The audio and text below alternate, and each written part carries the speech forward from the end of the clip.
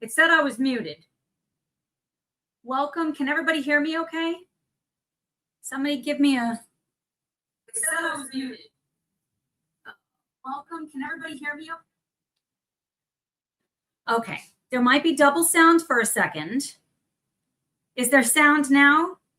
Okay, so welcome, Elizabeth, Sarah. I see Ashley in here. Pauline, hi. Skippy, Kathy. Oh, I'm so sorry. Elizabeth's had a horrible headache, and that is absolutely no fun. I'm really glad you're here. And hi. Oh, Debbie, hi. Oh, Kathy is going to bake cookies. That's super fun. Let's see. Let's turn off notifications for that. And so this is the page that won by like this much.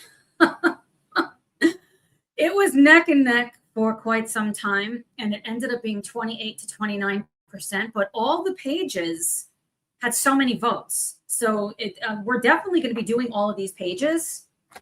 I absolutely love this. I've been busy planning. So let me show you. These were actually so many notifications. Okay. These were the color cards for the rabbit on a previous page, but I thought this would be really good for the background stuff. So this is not for the innards. And first, just so you guys know, thanks, Elizabeth. Elizabeth said it's pretty. My husband is in the office/studio doing work, and he's trying to keep it quiet, but he's got a saw going and everything else. I'm hoping it's not terrible. This software and everything should take care of sound issues. If you guys hear a lot of noise, will somebody please let me know, and I'll see if I can tweak it somehow. Oh, yes. Kathy says, I love this page. This is probably my favorite page in the book. I am so excited to start this and hopefully finish it before Christmas. But friends, we're just Christmas Eve, so that's going to be kind of hard to do. But I'm game if you are. And in order to make this go quicker, look what I have, friends. I have my grabby watercolors that I showed in my Black Friday haul. Pauline says it's adorable. Yeah, this page is so stinking cute. I cannot wait. I can't wait to do it. So I have never used watercolors. I've used Neocolor 2s and Derwents. They're not the same in a coloring page. Oh, Skippy, great question. So this is from, and I'm trying to be very careful with everything, from Hannah Carlson's Merry Christmas. So we did the page last week. Hannah Carlson is winning. I don't want to move it, but we did the cute snowman page. We started it and I finished it in the Sunday Vibes video. So this is the second page I'm getting done, hopefully, in Hannah Carlson's Merry Christmas. If you, yeah, I know, Skippy said it's didn't recognize it. If you don't have this page, we're going to be doing fur techniques. And don't be afraid, friends. We've got this. We've totally got this. Let's see. Thalia the Muse 6265. You might have told me your name before, and I'm so bad with remembering names, so I do apologize. Hi, Tara. I'm currently in a coloring slump myself, but I love watching you and your energetic self. Well, thank you. That means everything to me. Keep being awesome and happy holidays. Happy holidays to you also. And let's see. Debbie says, I'm trying my watercolor stuff too. Amazing package came today. One of the best days ever is package day. It's like my favorite thing ever. Skippy says, yes, I'm here for the fur techniques. So this is one of the reasons why I wanted to do an underpainting with watercolor. I'm an oil painter. I don't normally use watercolor. I just go straight to it. I did use acrylic paints, like actual paints, in the page on the collab on Joe Piggy Pen's Tube video. Definitely go watch that. I can't even believe I didn't rip that page out of that book. It was so stressful. Kathy says, those trees behind the snowman just make that page. That's my favorite page I've ever done in a coloring book. And I did something I said I would never do, or I didn't want to do, color in another artist's illustration. But that's what we're doing here, right? That's what we're doing. And we're going to do it today. Why not? So let me show you some inspiration photos. I am so hyped up about this. So I'm thinking, here we go. This is actually an ornament is what I'm going to make this. So this is not the same dog, obviously, but I want to go with some type of a clear ornament, and I want to put some trees back there in watercolor. You guys want to do that with me? Give me a thumbs up if you want to see me attempt to do something I have never done before, but I did a never done before the last time. Kathy said, I want those watercolors too. I saw you unboxing them. I'm excited to really try them. I'm going to show you how I swatched them out for our color palette today, but I've never used them except for swatching, and that's it. So I'm really excited to see this. So this is kind of the vibe for the globe, okay? Kind of go with me down this thought. I want the schnauzer to kind of be this grays and whites. I love this color combination with like the oh, thank you. Elizabeth gave me a thumbs up. I really appreciate that. And Thalia the Muse 6265. Yeah, I want to see you make those trees. I want to see it too. I'm game, you know? And if anything, we'll come over the top with something else if we don't like how it works. But I want to make this schnauzer really pop. And then for this cat, I thought about, and I think these are AI images. We're not using AI for ours, but just for the colors. I only wanted to get a vibe for this. I found these on Pinterest. So kind of like a classic cat. It's a tabby cat, I think so. So they are not Christmas colors. So we're Christmasifying everything else in this page. Kathy says yes. So here is our color palette. So I really want to show you this. This is how I'm going to underpaint the dog. Does everybody see the purple I have in there? What do you guys think about that?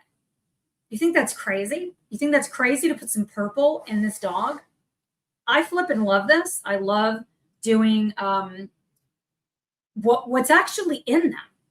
Let's go. Yes, I got it. I love the emoji you got on there. Paulina said, let's go. Yeah, I'm ready for it. So this is kind of the vibe for the dog. Skippy said, oh, Elizabeth, yeah, gorgeous. I think it's going to be fabulous. Skippy said, oh, someone who's prepared. You know, I want to be prepared. What is the military be prepared? I don't remember which one that is. Thalia the Muse 6265 says, oh, cool. Elizabeth says, purple, my favorite color. That's my favorite color too. So we're putting some purple in this dog. It's funny that I don't know the be prepared, because I actually was in the Air Force. That's the long story.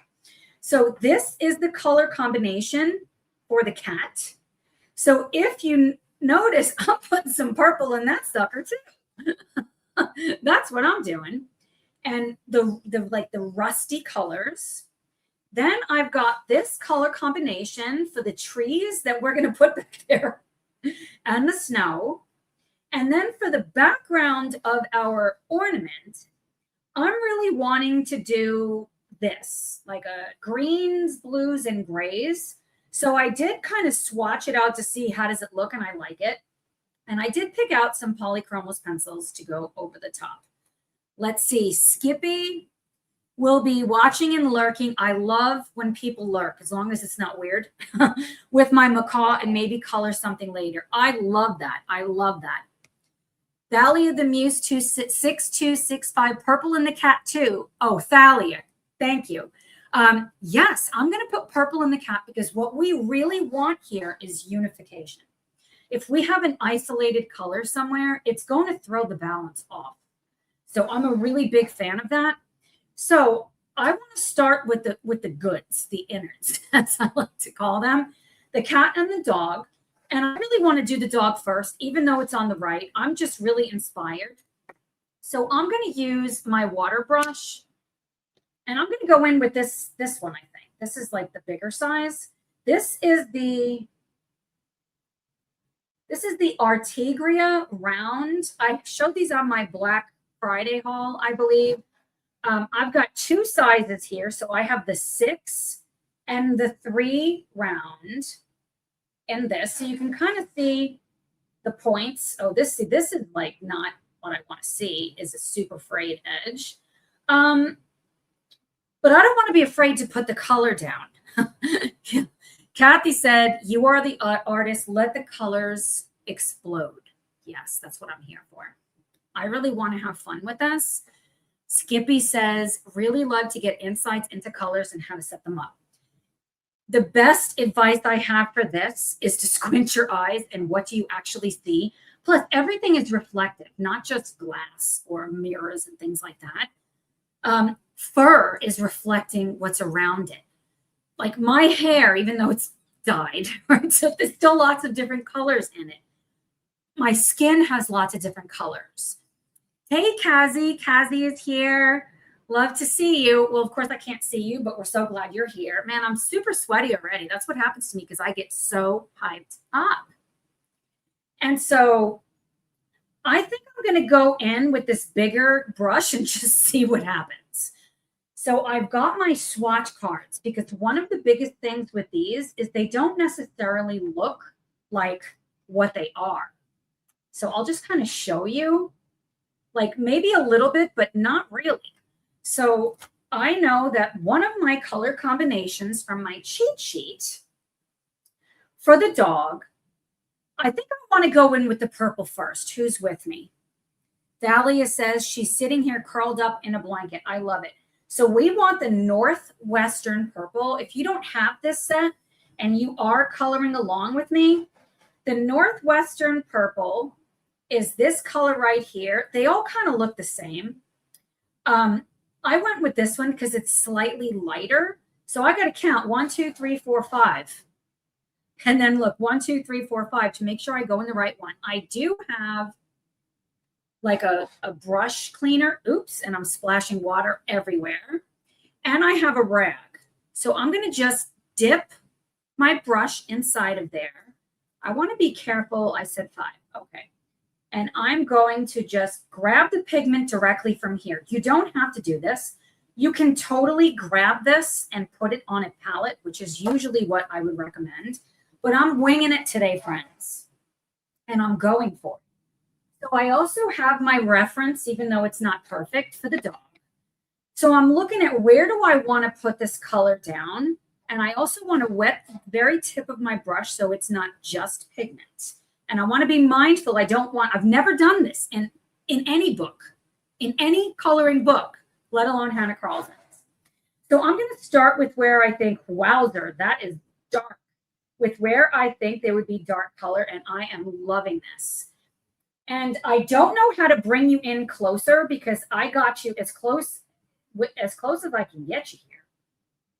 Can everybody see okay? Skippy's going into lurking mode. So I'm wetting my brush and the very tippy tip of the brush and going back over the pigment to soften it.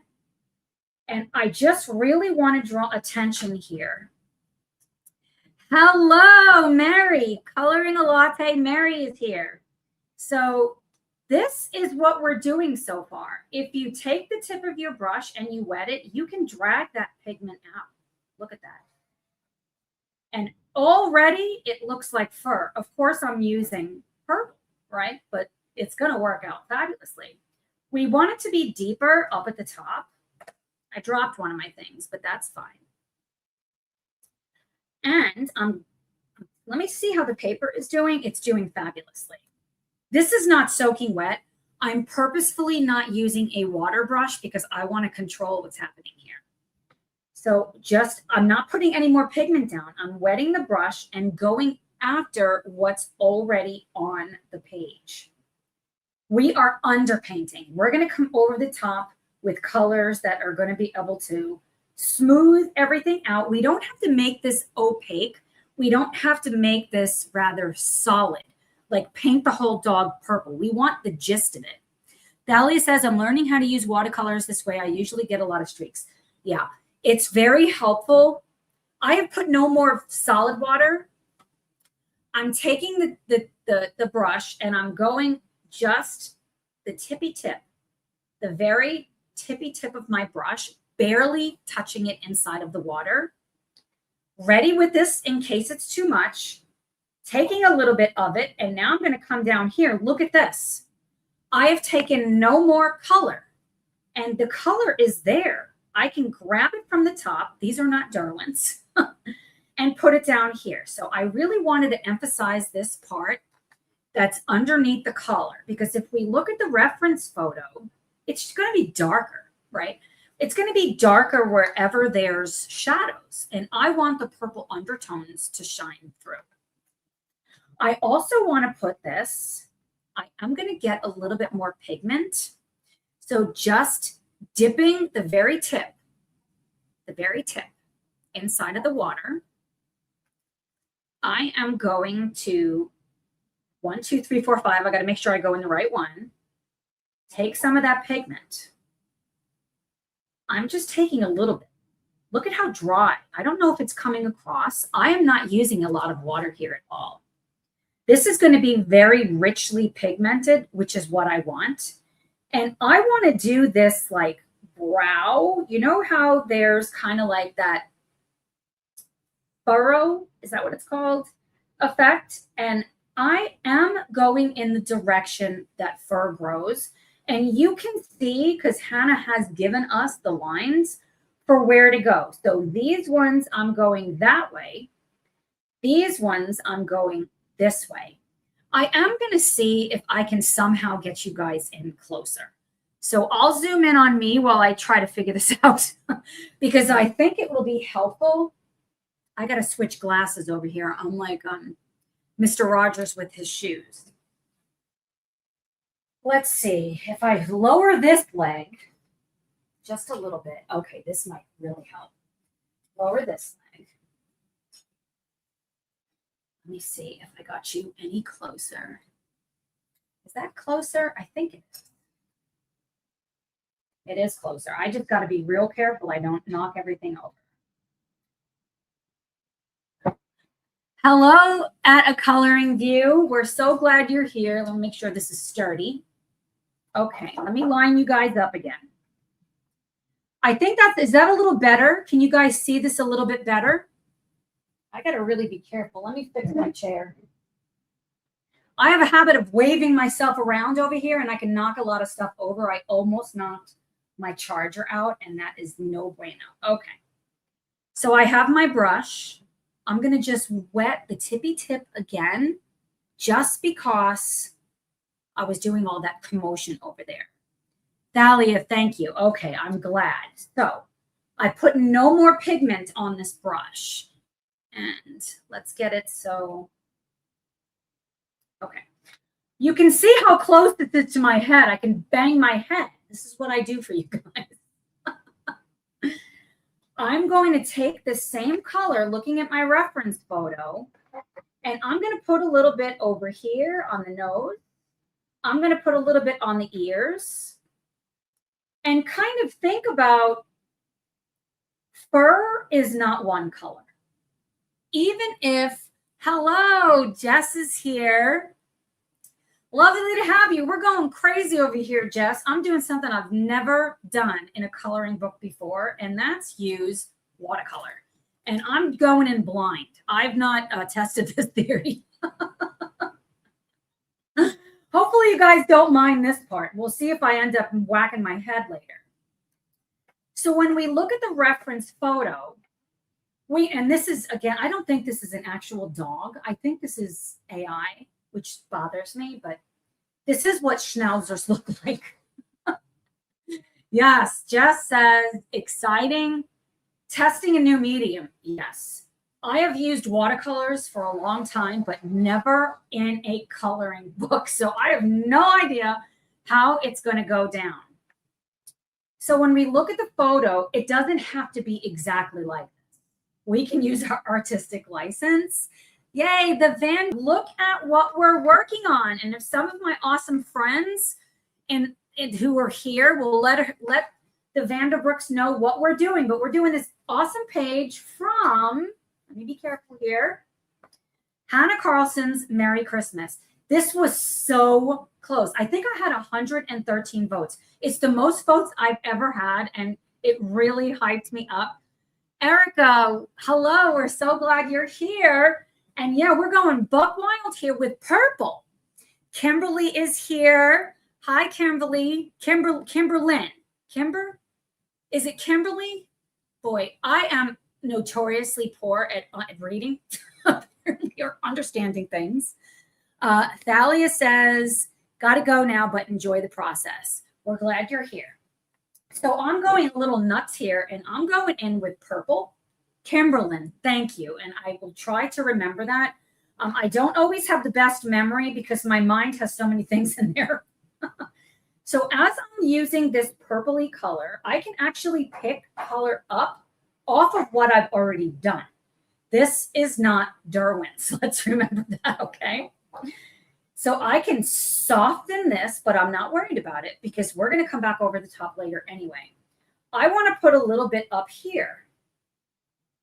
I want to take some of this color and I want to reserve around its beard for the rusty colors, but I do want to put a little bit of this color. I really like using purple instead of just gray. I do have a gray color I'm going to use, but I want to use that sparingly. Mary says, I love this because I haven't attempted watercolors yet. Me either. I'm game to give it a whirl, and the worst thing is I ruined the page. I will tell you this, that page I did in Winter Wonder for the collab with Piggy Pen's Tube taught me a very important lesson. If it wasn't for the collab, dare I say I might have torn my second coloring book page out. I tore a page out in World of Flowers in the very beginning of my coloring journey, and I said, I'll never do it again. I had such a hard time with this paper, this Amazon printed paper, that I was throwing every medium I could at it, including acrylic paint, just full-on acrylic paint. And I can't believe I didn't tear the page. I'm really glad I stuck it out. So because of that experiment that I feel was a win, I'm ready to try anything today, friends. The Vanderbrook says, watercolor is my favorite medium for basing. I'm looking to see, is it mine? I don't know. I have yet to try it. We're doing it today, friends. So as I'm going in, I put nothing else on this brush. I have put no more water and no more pigment. This is what I love about watercolor. It also helps to have a good brush. This is not a sable brush. I've looked everywhere for my brushes today. I did find a lot of my paints, and they are dried up because they're 8 years in box. And I couldn't find my brushes. So these are the ones I got from my Black Friday haul, and I've never really used these before either, and I'm really liking how they're working out. You really want something that can come to a very fine point to help with the flicking motion. So as I'm doing this, I'm thinking about leaving areas that do not have color and then the pigment, almost like steps. That's maybe not the right way to say it. I don't want to just do all purple. You can, but you're going to have to do more work later. So I'm also going to take a little bit more. Now my brush is kind of dried, dipping just the tippy top in. And where's my rag? Making sure it's not too wet. Pick up a little bit of that again and see, do I want to put a little bit over here? And I want to zoom you guys in a little bit. Can you see how it's real subtle here, much darker there and darker there? Because that's what a schnauzer's like. That's what a schnauzer's like. So the Vanderbrooks is asking, did you choose purple because of the reference photo? No, because the reference photo has no purple in it. The way that I chose purple, I love that you asked this, is because I am going to put a rusty color, because not necessarily that the Schnauzer has like a rusty color fur, But white dogs are because I used to have a white dog, are notorious for getting that kind of rusty fringe around their mouth. So because I'm doing that in like a ruddy orangey color, I want to use a relatively complementary color.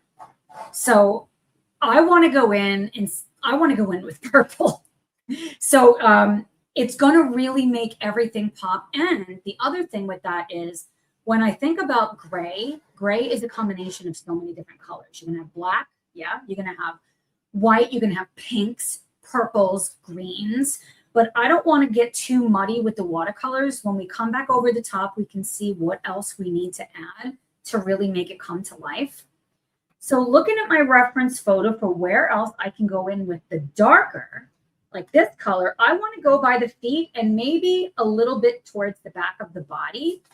So I'm going to dip my brush in the water just a little bit, count 5, make sure I'm using the right one, take a little bit more pigment, and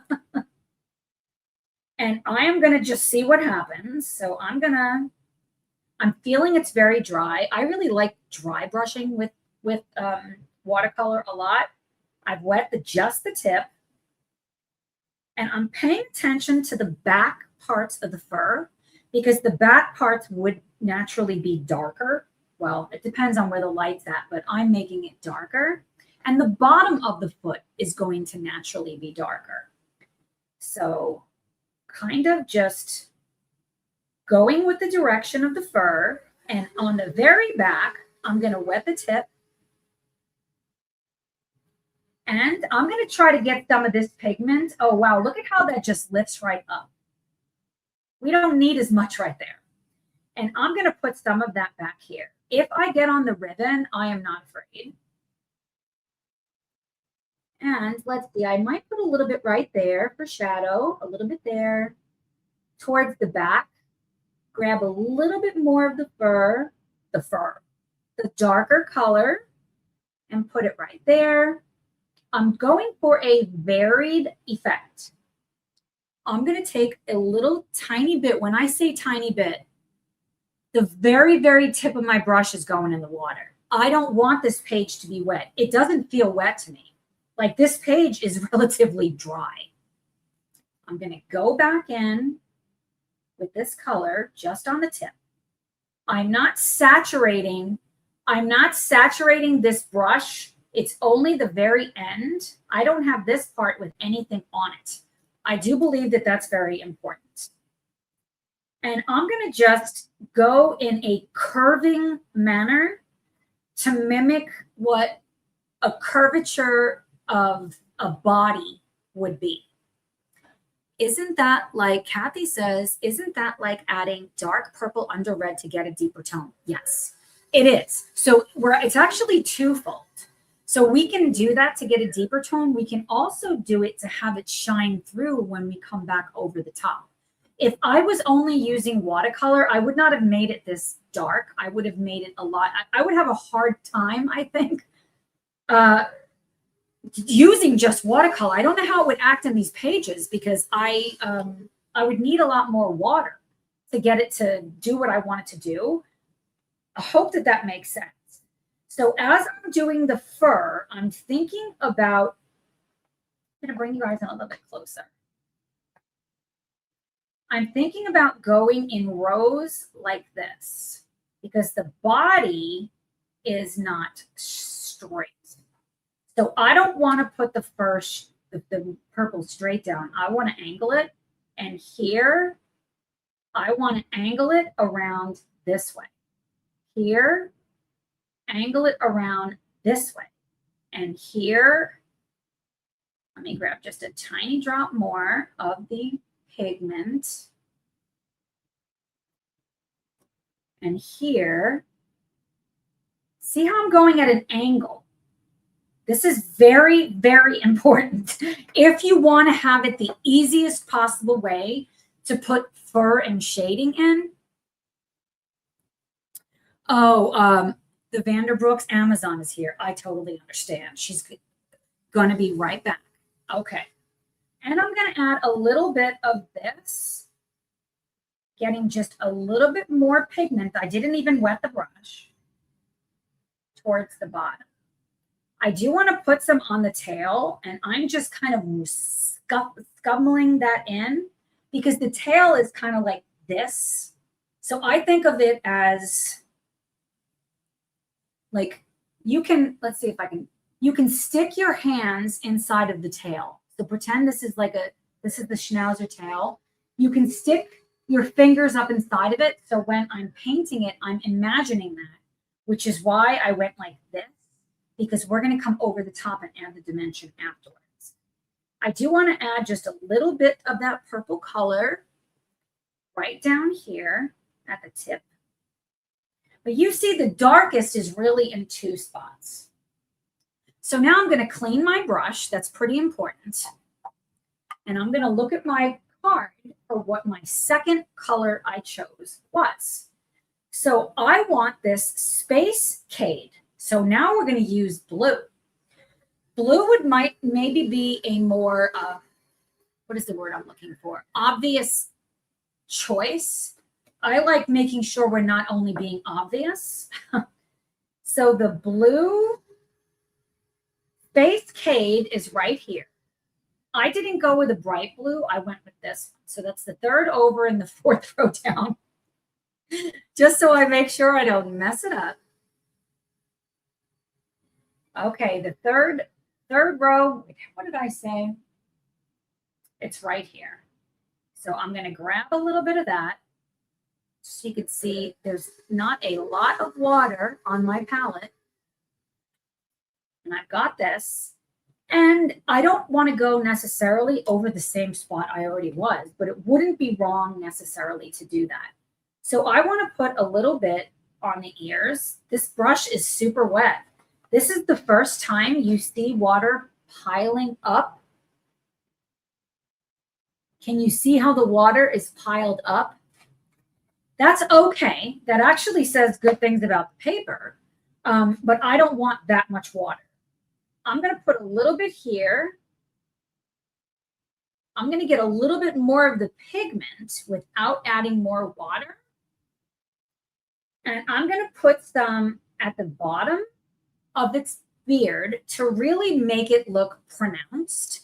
Schnauzers, some of their features that stand out the most to me are its face, right? Well, all beings, all living things or flowers with their petals or whatever.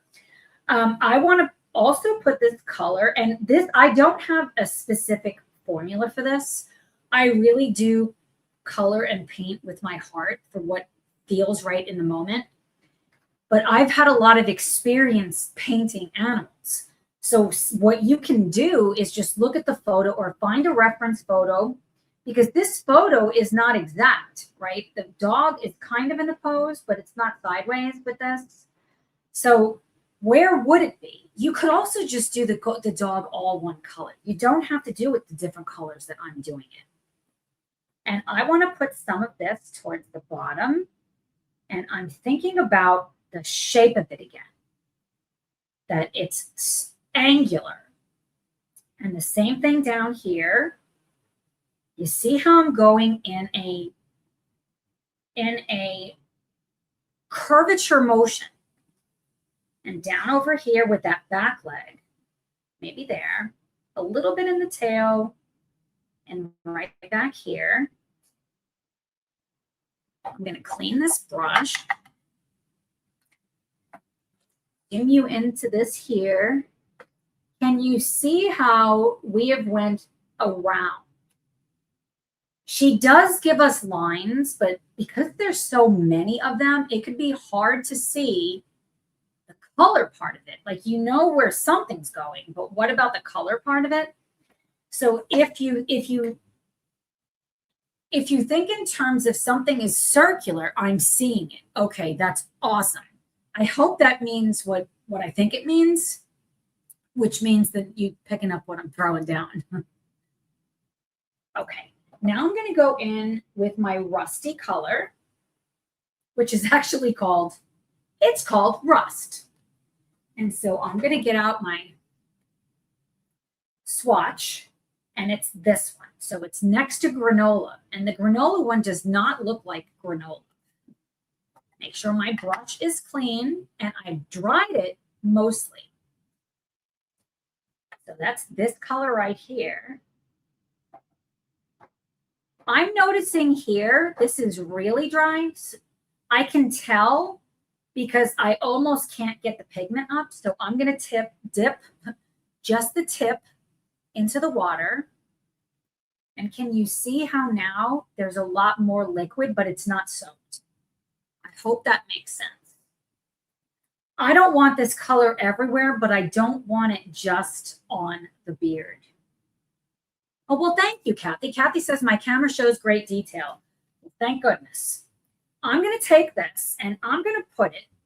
That's really red. So what I'm going to do is do it anyway, because we already started. I can thin it out. With this is going to look weird before it looks good. It's almost like I've given it a weird mustache, but that's what we're going for. I haven't solidified it like with one line. I'm not doing it this way. I'm doing it strokes with the way that the fur grows. That's very important. I also want to get some of this on the paws, because a lot of times the paws, all dogs are different.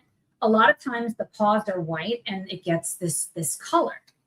I want to put some of this, and it's super dark, but it's okay. Here I am completely random.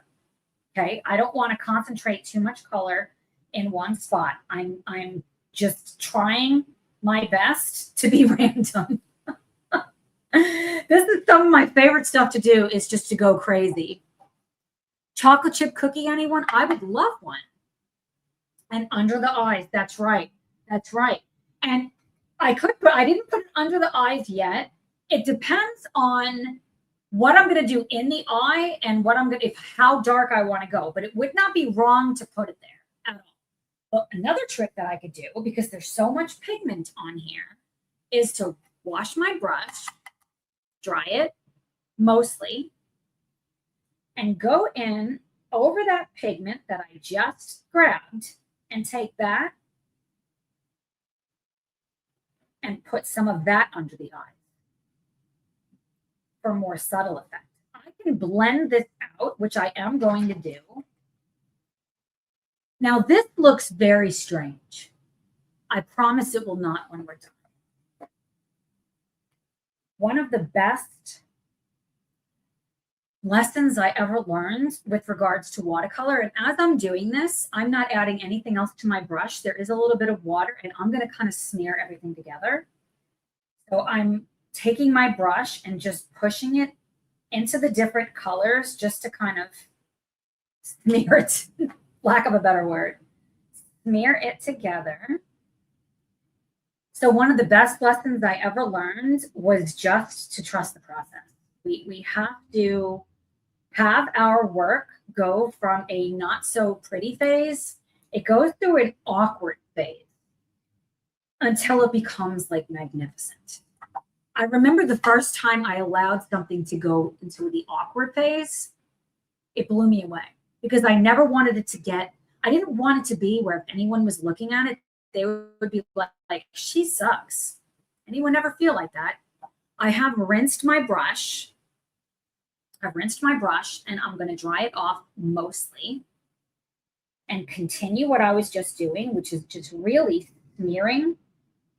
I've went in the direction of the fur at first, but now I'm just kind of smearing things together. I'm really wanting to see how much more color do I need to put on, because I am going to go in with that gray, but I really wanted these colors underneath. How is everyone doing today? Are you having a fabulous day? Right now, I'm also cooking. I've been cooking since I woke up. I've made, if you're a vegetarian or vegan, I'm sorry.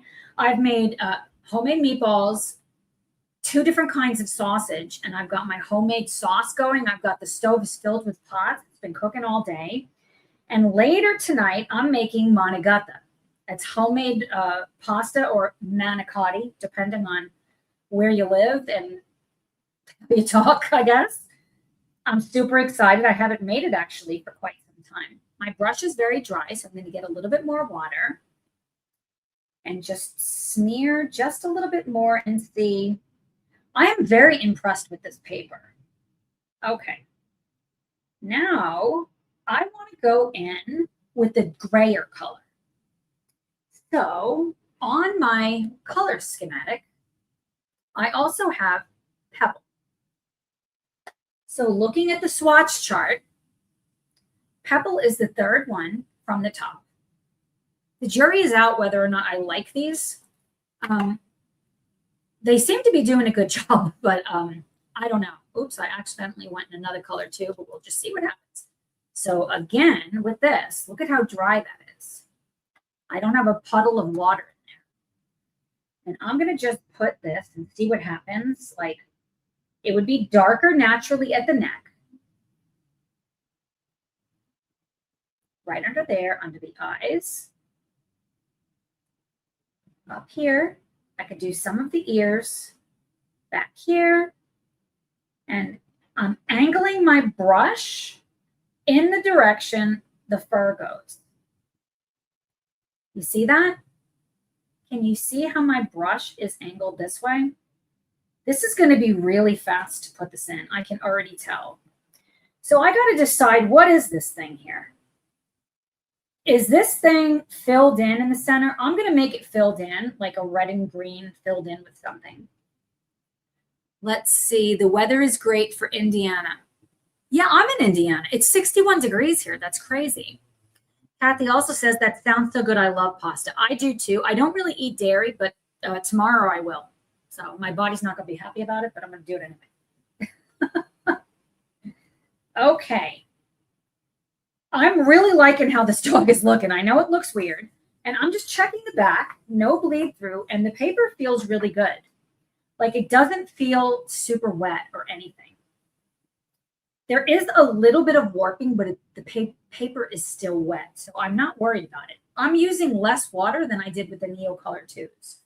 I'm not going to base the ribbon work in watercolor because I don't want to have to wait for everything to dry in order to do that. So let me see if I want to put anything else. I do want to use just a drop more of the pebble color, which is the grayer color. I'm actually not using black. And just put a little bit on the nose and a little bit in that eye and kind of like around it, just to deepen it a little bit. And up here. And thinking, I think I want this edge back here that's behind this paw to be darker. So I am going to grab a little bit more pigment. I'm rolling my brush without getting water, and we'll see what it looks like. I love that. See how opaque this is?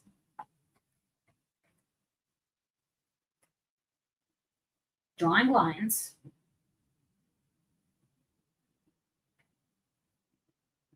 Just like that. And I think I want to go on this side too, right down over here, because the way that the body is, it's hard to see it in this photo, but it does get, oops, it would help if you could see it. It does get darker up in here where the hind leg is, this area.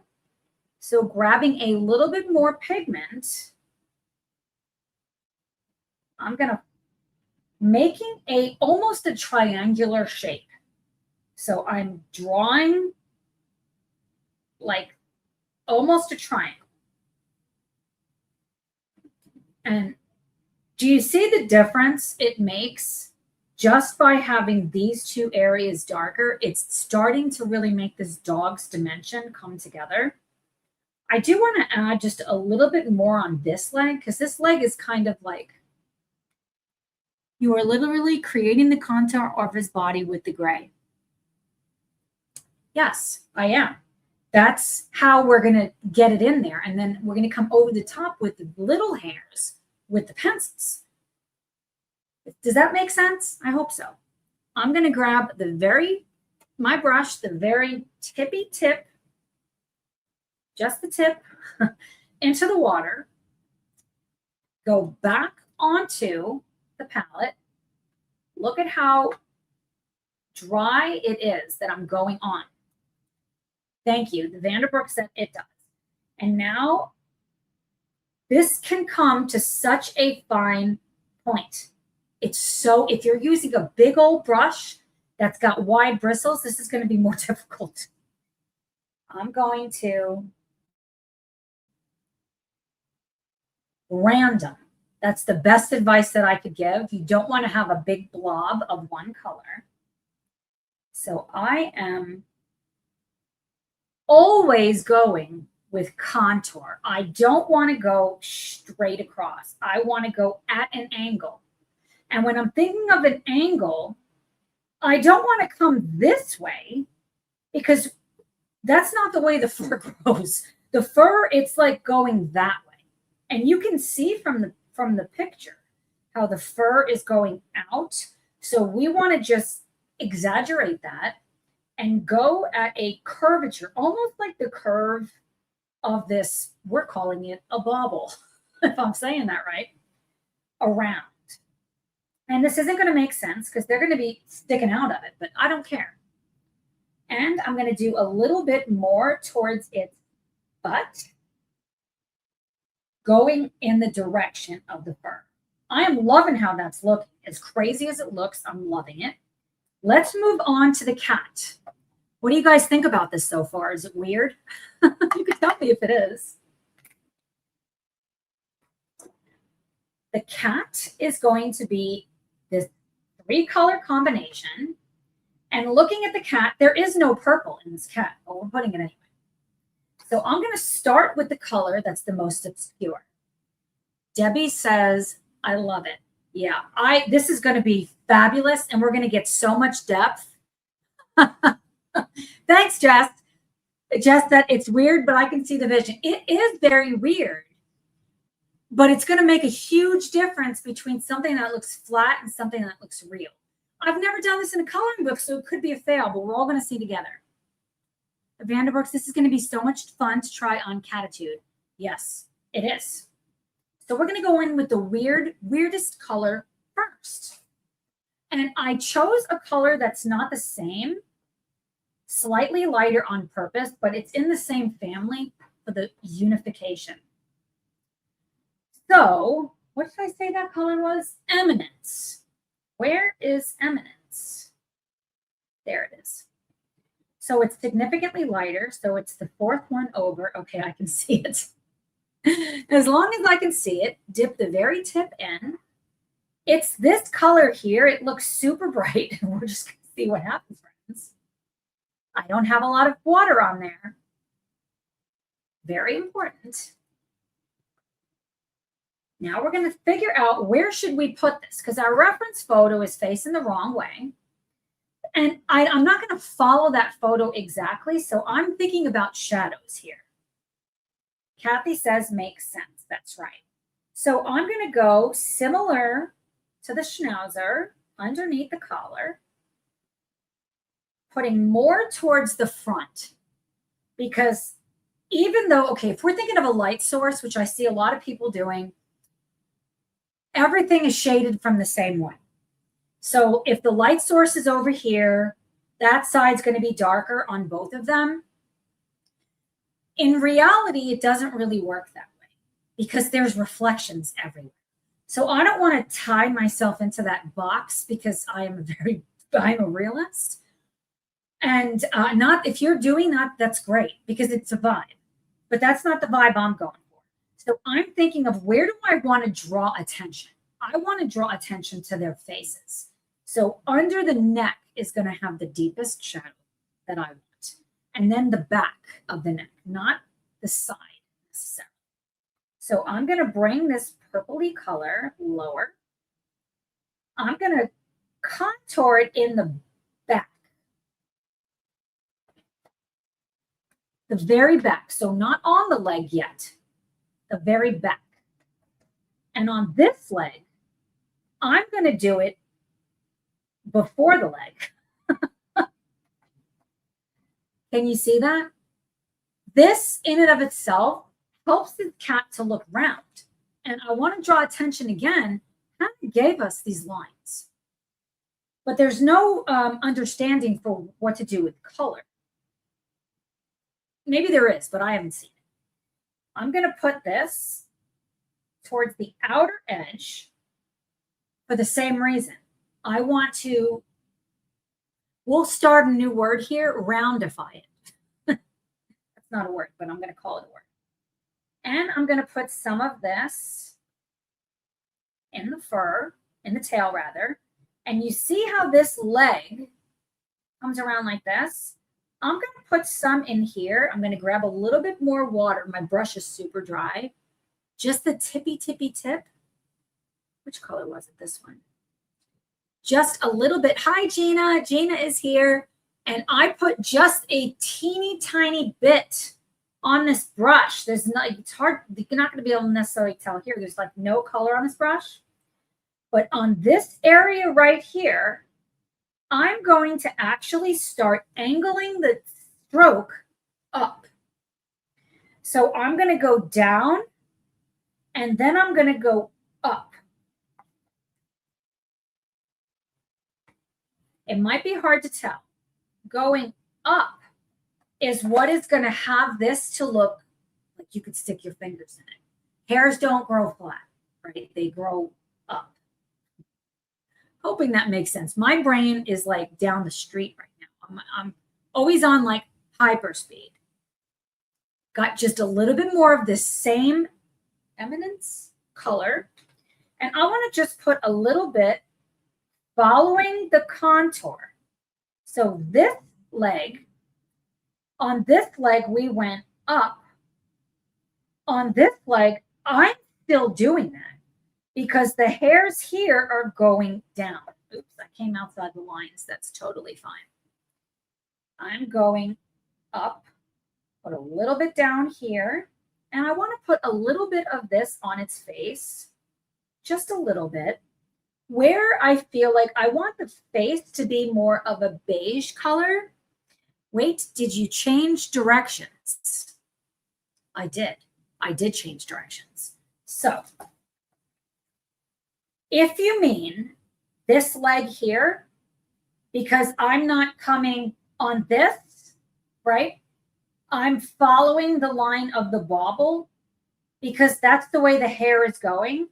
On this one, on this leg, that's the way it's going also. Let me see. Gina says, I can't stay making cookies with the grandkids. Oh, we're so glad you stopped by. And that's fabulous. I love cookies. And so I'm going to grab a little bit more of the color. And on the cat on the face, I'm going to put just a little bit in an angular way and in the ears, just a little bit, just like that. I don't want to put too much of this color. Above the hind leg, you went up. Yes, I did go up. Yes.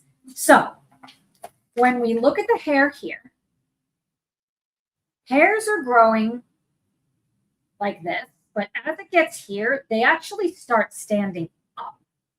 This is when we learn, when we're seeing what's actually there instead of what we think, because we're almost trained to think everything goes like this. It does not. If you have a cat, if you look at it, it doesn't all grow, like especially because it's a part of a body that has a muscle, and the way that its leg is like sitting, it does go up, and Hannah gives you some of those lines. They're straight up lines, but it can be kind of hard to understand why they're there. So now I want to go in. I hope that makes sense. Let me know if it does. I'm looking at my kitty now. You know, I'm going to highlight that. The Vanderbrooks, I'm looking at my kitty now, and you are right. Yes. This is, I'm telling you, friends, oh, I cannot not hit stuff. I'm such like a person. The best lesson I ever had in my life with regards to art was pretending I don't know anything about what I'm seeing, ignoring everything. So if we squint our eyes and look at something, we're going to see shades better. We're going to see undertones better. We're going to see maybe underlying colors. If we're looking at something, if we look like, let's say I want to look at fur and I don't know what I'm looking at. If we take a viewfinder, like a mat board that you would buy to like frame a picture and hold it out so that you only see the back of the animal's leg. And what do you see? Instead of, well, wait a minute, it's sitting like this and fur grows down. It takes some practice. It takes some practice, but it's a once you see it, you can't unsee it. So I'm going to go for this auburn red color. I got to look at the swatch card. So the auburn red is right next to the rust color. And that is 1, 2, 3, 4, 5, 6. Okay, making sure it is the right one because that almost looks like rusty color, but it is not. So that's this one right here. Just the very tippy tip of my brush. Not a lot of water there, is there? And now I'm thinking about what color do I want this cat to be, or I don't even have to think that far ahead. This is not a real cat. We decided this looks like an AI cat, but pretty much this is most of the color of the cat, give or take. There's golds and everything else in there. So now I want to just start laying in the fur, okay? So I'm going in the direction that it's growing. And I'm doing very short strokes. I'm not doing a stroke. I'll show you here. See if this is helpful. I'm doing very short strokes, trying to get them as thin as possible. I'm not doing this, okay? If you do that, it's okay. There's just going to be more we're going to have to do to soften it later. And that's really long. Is the fur that long? Maybe. Maybe it is that long. I'm going to put some of this color on the leg. When I do fur, one of the best ways to do it is just let your mind go. I'm not even thinking about, uh-oh, what if I put it in the wrong spot? I'm looking at it like we got a circular, roundish object. Human, not human, animal. And what is that noise? Oh, that's coming from outside. Hopefully you guys can't hear that. They're going nuts outside. So I'm flattening the brush a little bit more back here because what I'm thinking about back here, and I'm also going against the fur, which I normally go with it. So normally I stroke my brush when I end it, when the fur would be out. So I start at like the base or close to it and I end with the flick. Sometimes I go the other way because I'm putting in what's inside of it. We cannot actually see what's inside of it, but somewhere inside of my brain, I see it. Friends, I see it. I want to get this, and I'm thinking as I'm doing it, I'm talking to this cat. I am very weird. Pushing into it. And as I'm doing that, I'm imagining I'm getting denser. I'm getting the thickness of what the cat's fur is. Sometimes I don't want a stroke of fur. Sometimes I just want, essentially it's the color, but I don't want it to be a harsh color. So smushing it can help with that. And then I'm going to follow the contours and see that's a kind of harsh line right there. Right here is a little bit harsh. So what I'm going to do is smush it this way. I don't know if you can see, it really softened it. Okay. And I'm going to I need more paint. So to dip the tippy tip, which one was it? 6. Twirl my brush so that there's not dripping wet, hardly any paint on this. And little strokes. I'm thinking about this is growing up but I'm coming down with it right now and around the eye. I want to reserve this for the lighter color. Put a little bit of this over the purple, just a little bit, to help for the depth. I kind of flattened the face a little bit by meaning that I smushed all of the colors together. So pretty much a dry brush, just a few, thinking about the curvature. I'm going to add a little bit more water to my brush, and we're going to do what we did before. We're doing it in a different way because we're doing it backwards. There's a method to the madness. With the dog, we went in with the gray, the pebble last, and we kind of smushed everything together first. With this, I want to do that with the lighter color. So because the lighter color is very pronounced on the cat, is the way that I'm looking at it. So I have a wet brush, not wet, just damp. And I am looking to flicks. I'm doing flicks. Smush things together. Make sure I don't have any super harsh lines. Is this making sense? One of my awesome friends will let me know. Sometimes as I'm painting, which this is painting, right? My brain can't find the words because I'm in that other side of my brain. I'm totally in the right side of my brain, that the words are on the left, so I can't find them. So I'm now over here. I want this to be the mostly light color, but I am going to smush just a little bit because we don't want to have it where it doesn't have color there. As I'm doing this, I'm noticing this part of the body is really light. This part of the body wouldn't be because it's circular.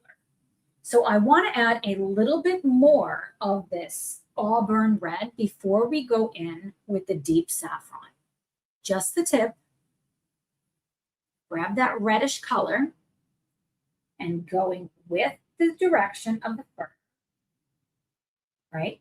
It's going down. As I come this way, I could go up because it's going to go up before it and it's going to go up after it, if that makes sense. Everyone is lurking. I in the flow with the watercolor pens. I love it. Well, thanks for letting me know. I just, a lot of times I lurk. Jess, if you're still here, I'm constantly lurking. Yesterday I left your live stream because I had a patient, but when I had a couple minutes, I'd jump back in, and then afterwards I jump back in. I don't always say hi. I said hi in the beginning.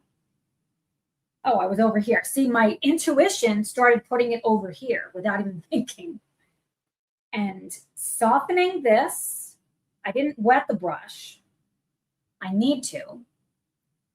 Just a little bit. I'm actually going to clean it, dry it off, mostly, and see what happens from smushing things together here. First, just that I'm lurking too, and I'm in the alcohol marker zone. You know what? Look, there's something to be said for lurking. I love it. Mary Kay says, "Hi, Tara. This is the first time catching you live. I am so thrilled to have you here. I am very glad you're here." So can you see how this cat now, the center part comes out? My friend, Elizabeth, lurking. I love it. Love it. Can you see how this center part, this and also this part, have come out from the painting? That is how we're helping it, because cats are like, they puff themselves out at the Vanderbrooks. I see it. Yes. This is what I love about art and painting in general, is we can get so much depth and really bring these pictures to life. Kathy, I'm paying attention, teacher. A holy card and a gold star. Clearly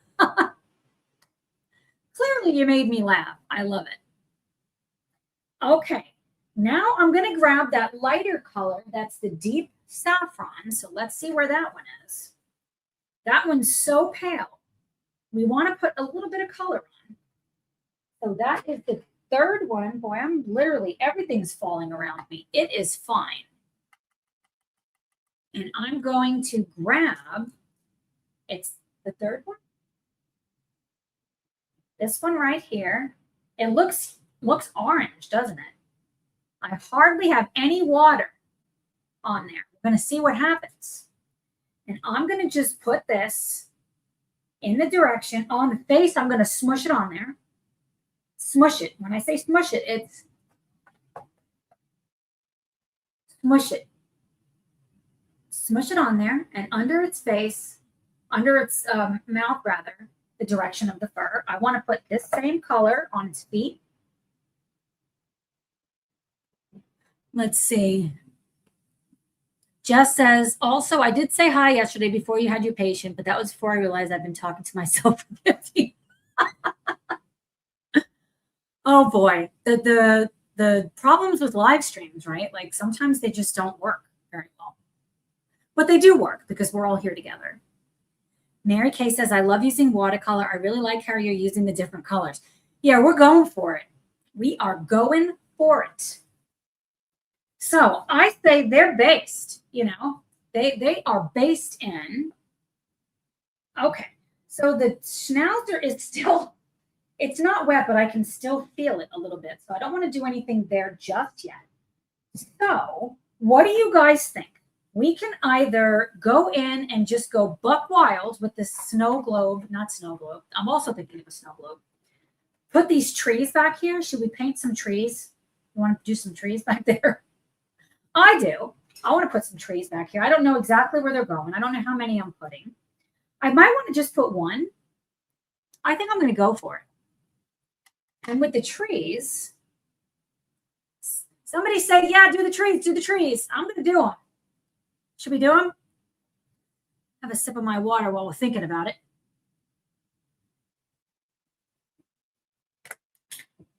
Go for it, the Vanderbrook said. Awesome. Let me stir the sauce. Can you guys give me 1 second while I stir the sauce? Un momento. I'm not even going to put on another screen. I'm going to be 1 minute.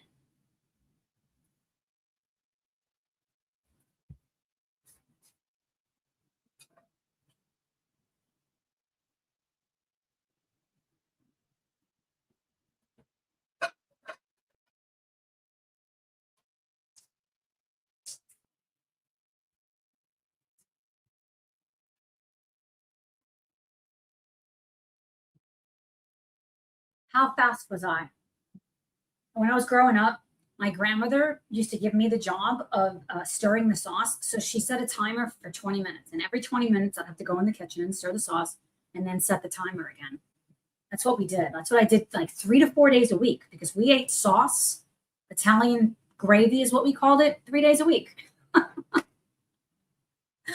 Vanderbrook said, I wish we had smell-o-vision. Yeah, I haven't even tasted it yet, which is crazy. It's gonna be good. I do have the recipe, Dining with Tara. You can grab the recipe. Mary Kay says, I missed the beginning with Hannah. Which Hannah Carlson's book is that? It is Merry Christmas.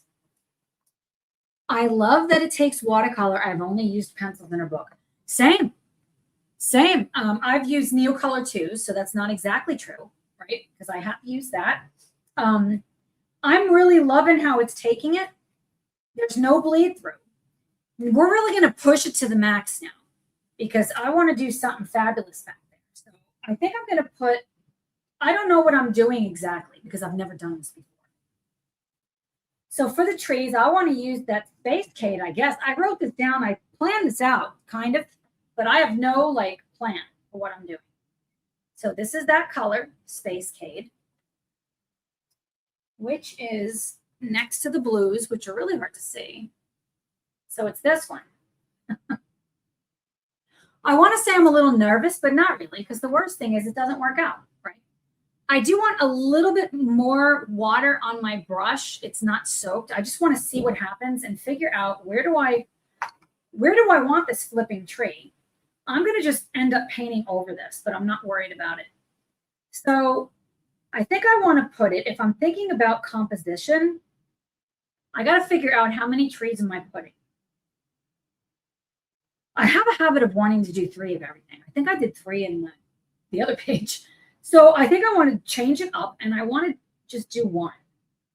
So it's got the hearts here, but I don't want it on this side because this side is already kind of balanced with the dog. So I think it needs to be on this side, but then we got that heart to worry about. So I'm just going to see what happens. So I'm going to just, as I'm drawing this trunk in, I'm not doing it in a solid line. Totally winging it here, friends. I've never done this before. I left spaces because you're not going to see the whole trunk. Can you see that? Okay. Watercolor is not my favorite medium. We have established that, right? I'm an oil painter. So this is, I'm going to stand up for this one. Nah, I'm going to sit down. I'm not afraid.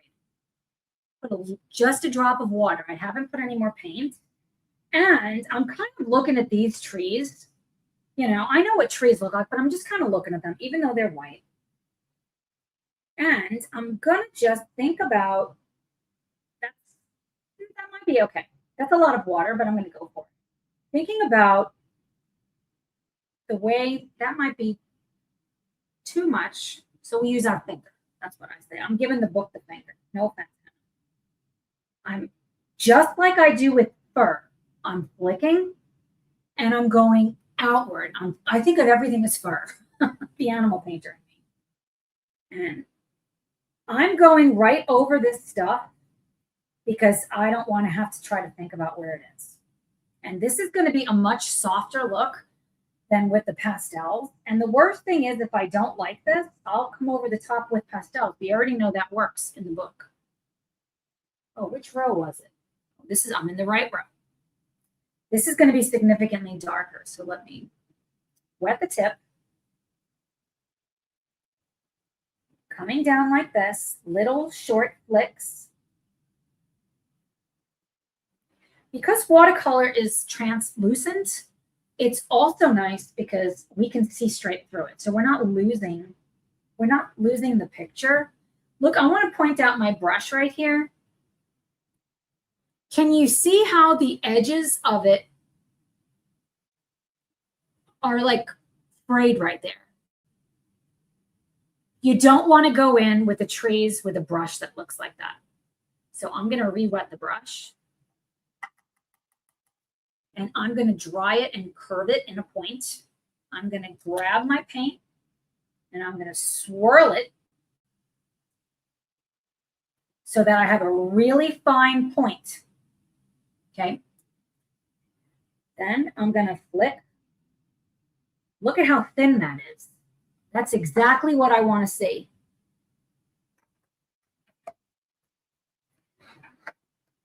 Shira, tell me, you're going to have to tell me your name again. Shira Dit one, SHIRADIT1. Hello, ladies. I was on my TV a few minutes ago and could not say hello. We're so glad you're here and you're saying hello. So, flick, flick, flick, flick, flick. The base, Shira, thank you. I really appreciate it. And you even gave me like the hyphen so I know the inflection because I have problems with that. As we get to the base of the tree, it naturally gets wider. I'm going to grab a little bit more paint, but I'm also going to dip my tip in a little bit more water. Curve it so that it's a very fine point. Starting towards the middle of the tree, angling it downward. And I'm not going to go over the dog. And then the bottom, I'm going to just make it more like a smush. This over here went a little wild, but that's okay because this is the underpainting of the tree. One might not be enough, but we're going to just do one.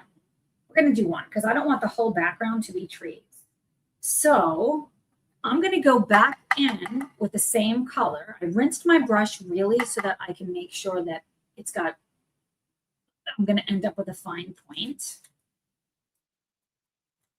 Let's see. Elizabeth says, have you painted any Brittany Spaniels? I have a lot of, I finally found my hard drive where they all are, because I don't have these paintings anymore because they were all commissions. I have some paintings in my house, but they're not dogs because they're all sold except for the one for my dogs.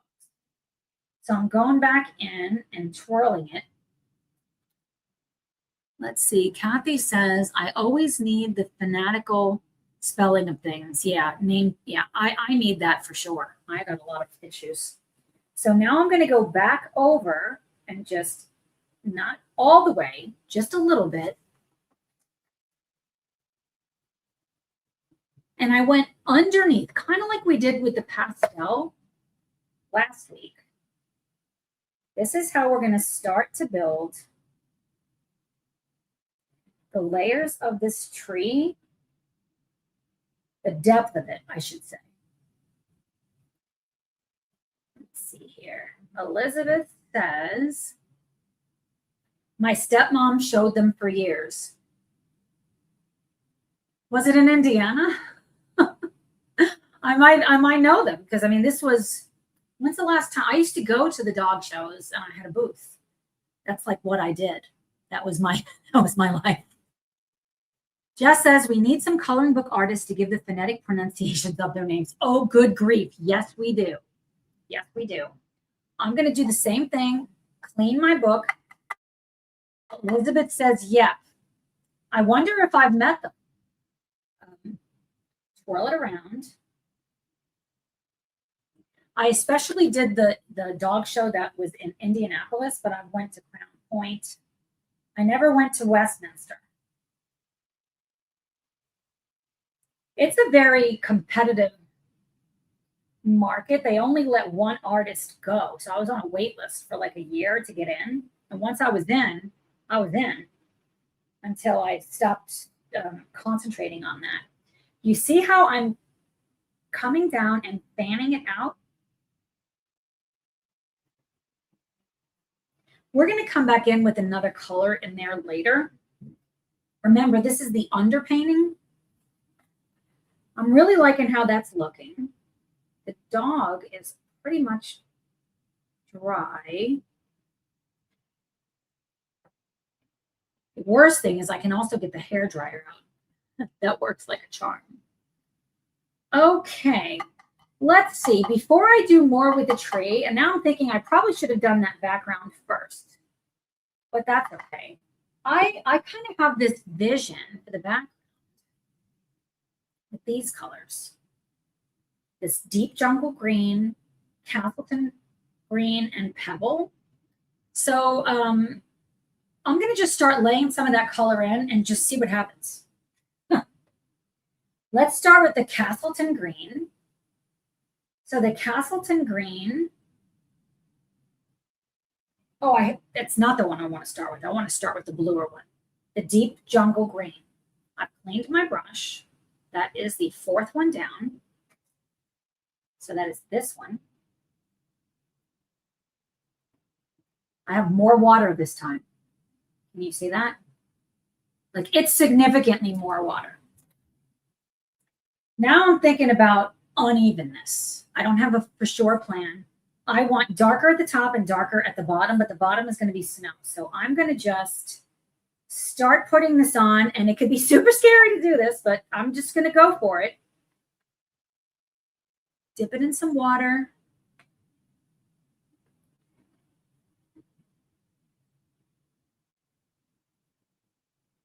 Put it around this side. Remembering we can come back over the top with pencils. Kathy says, I live in Crown Point. I used to do arts and craft shows. Yeah, that's awesome. That's flipping awesome. I went to Crown Point once and for that dog show. It was 4 hours away from my house. Mary Kay, do you like those watercolors? I think I do. This is my first time using them. I'm going to know after today. Stay tuned for that. I want more water. Like, I am pushing this book to the max right now because I want extra water. So with the background effect that I'm looking for, I want it to be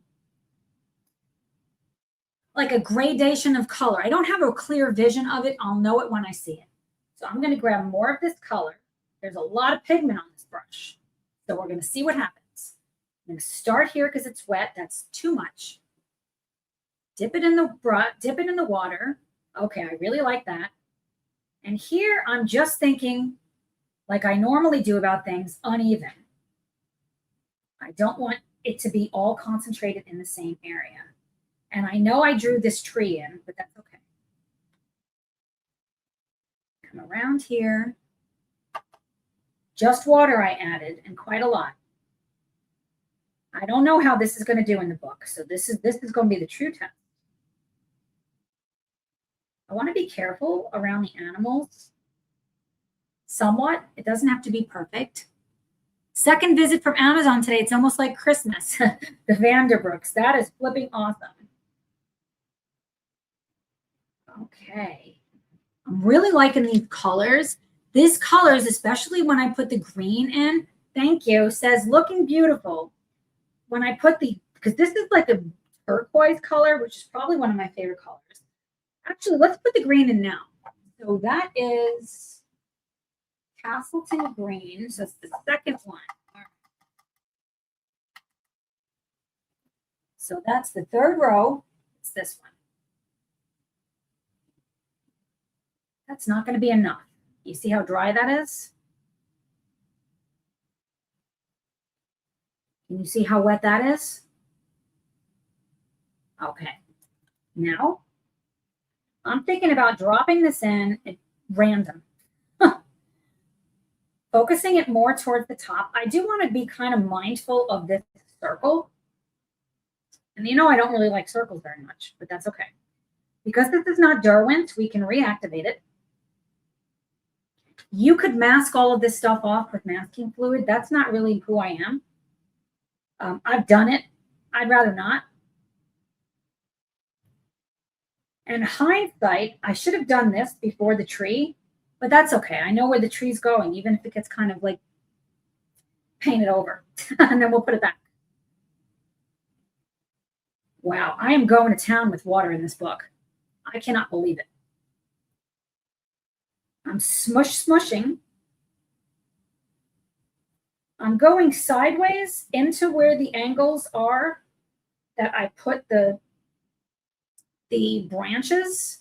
I'm going to grab a little bit more of that Castleton green. Let's see. Where does it need to be? Random is one of the best things to do.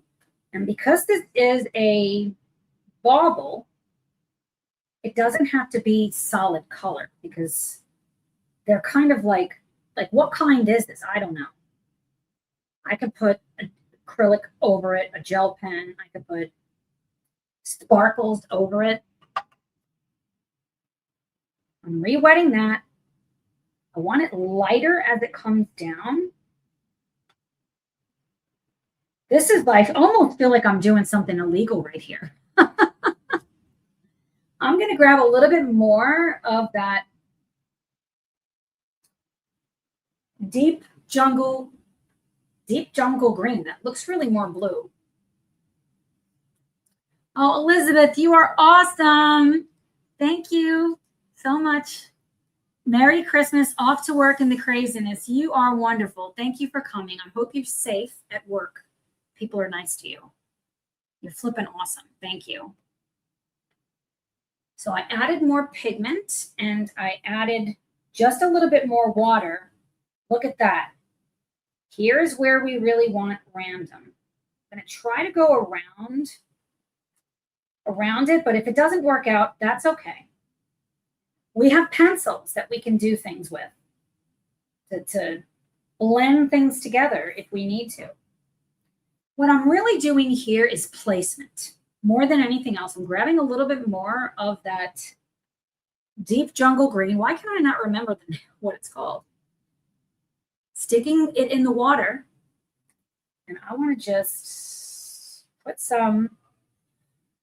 I know, friends, if you are following along with me, I'm sorry. I think as I go. And I really wanted to figure out where am I putting that tree. And I'm not worried about it because the tree, it's there. It's just harder to see. And any bleed through? No, we're doing good. Kathy, you are sweet. Kathy says it's gorgeous. It will be without fear. I'm not going to have any fear at all. Put more water on the brush just to kind of want to bring it down. The snow is going to be at the bottom third or fourth of the page. I don't want to do half. I always want to do, I like odd numbers better. So if this is half of it, this is about a third. So I might actually, what is the word I'm looking for? The difference, half the difference. I can't think of what I'm trying to say. Because I don't want the snow to be that much higher up from them. And I also don't want the snow to be under that cat's tail.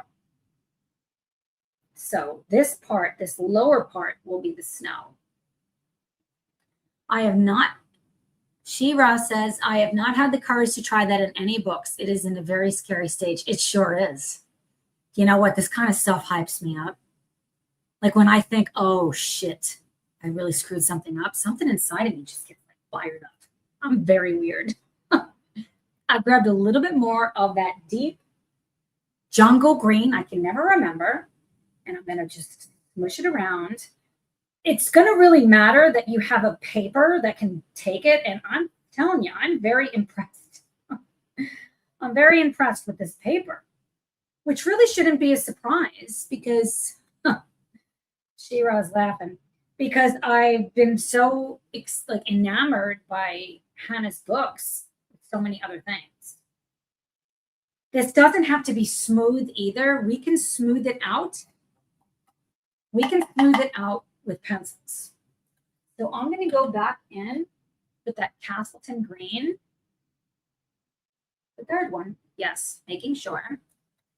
And I just want to make sure, too dry. You see how dark that is? Add a little bit of water. I'm going to blot just a little bit because I don't want too much water right there. I don't know how far I can go. If I didn't rip Winter Wonder, I don't know how I didn't. I do not know how I did not rip that page. That's like, oops, I got it on its face. Hey, that's fine. It's got a little bit of green on its face now. Everything's flowing together. It's going to just be perfect. As close to perfect that imperfection can be. And I'm thinking about here, let me clean my brush. Let me zoom you in on this. Thinking about smushing everything together. So for that, I mean, take my brush, rinse it off, dry it a little bit, sideways.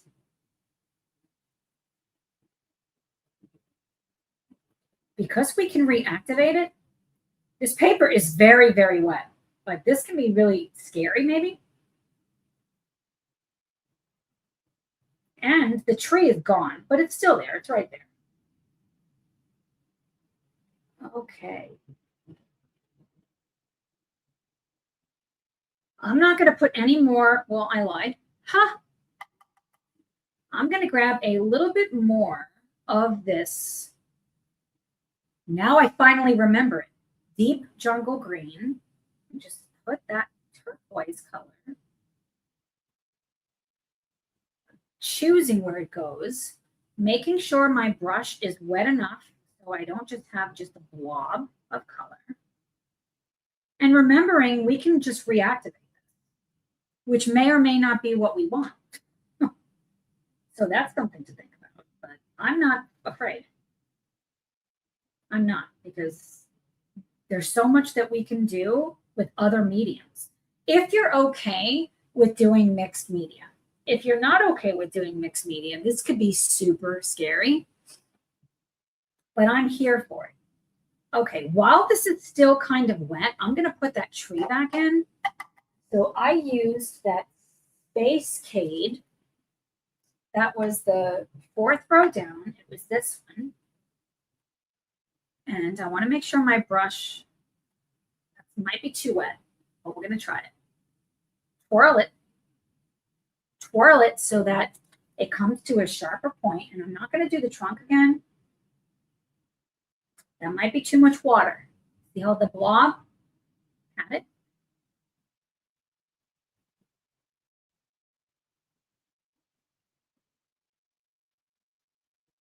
And it doesn't have to be a highly defined tree either. And you could do this in the background in other areas also. Like I think I am going to I'm taking my artistic license and I'm going to just put some remnants of some trees back there without actually making a whole tree. I actually really like that color on that side.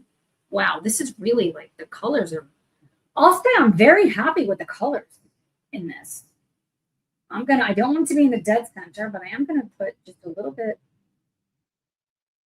So emulating trees back there, kind of do like a line, like it's a trunk, and angle my brush just a little bit. Maybe smushing in the middle there so it's not a harsh line. Oh, wow, that tree's looking really good. It isn't. So, Shira, that tree is not looking very good right now, but it is. It's the underpainting of it. As soon as we get around it and clean it up with our pencils, it's going to just sing to us. It's going to sing. Cleaned my brush. I'm going to add a little bit more of this Space Cade. Look at that brush, how it's all splayed out. Make sure it's not. So I'm going to take that brush and I'm going to twirl it. Okay.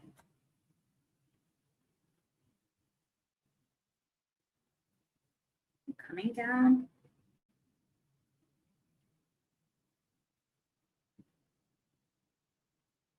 So I went from not only wanting one tree to having like a forest back there, but I'm good with it.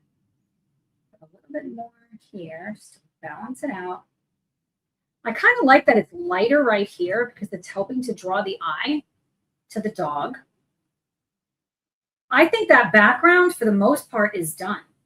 It's just going to need very, very minimal work on top, even though it might look messy. Depends on what kind of painting you're doing, right? What kind of painting are you doing? Because some of the paintings that I've done are not much more than this because it's just getting the vibe. Paintings should evoke emotion. I say that, but I'm also a realist. I want it to evoke emotion, but be realistic at the same time. I want to put some of this macaron powder blue color for the snow right underneath the dogs for the shadow. I thought that this macaron color, this one, would be a good snow color. Why not? Let's try it. So, it literally, you can tell which one it is. Right here, it's like a powder blue. Make sure it's got enough water. Yeah, that's so true. Jess said it's called painterly. Yes, it's called painterly for a reason, right? And my brain wants every detail, but we don't actually see every detail. We can fill it in, like that exercise where if you have words on a page, but some of the letters are missing, you can still read it because the brain will figure it out. We do the same thing with art. So now I want to make sure my brush is not too wet or too dry. This is going to be an experiment. And as I'm putting it under, I want to go sideways. See that? You want to go sideways. I'm going to grab, where was it? A little bit more of that blue. And because I have this blue color, I'm just going to put just a little bit to show like, you know, they were walking around or whatever. I want to take a damp brush, not soaked, and just kind of smush this area with little circles. I want a little bit of a line, but I'm going to do that with pencil also. I love these colors. This is different. This is outside my comfort zone. You see what I do for my friends. It is outside of my comfort zone because, again, I'm not a watercolorist. But, paint is paint. Maybe not. Let's see what the back looks like.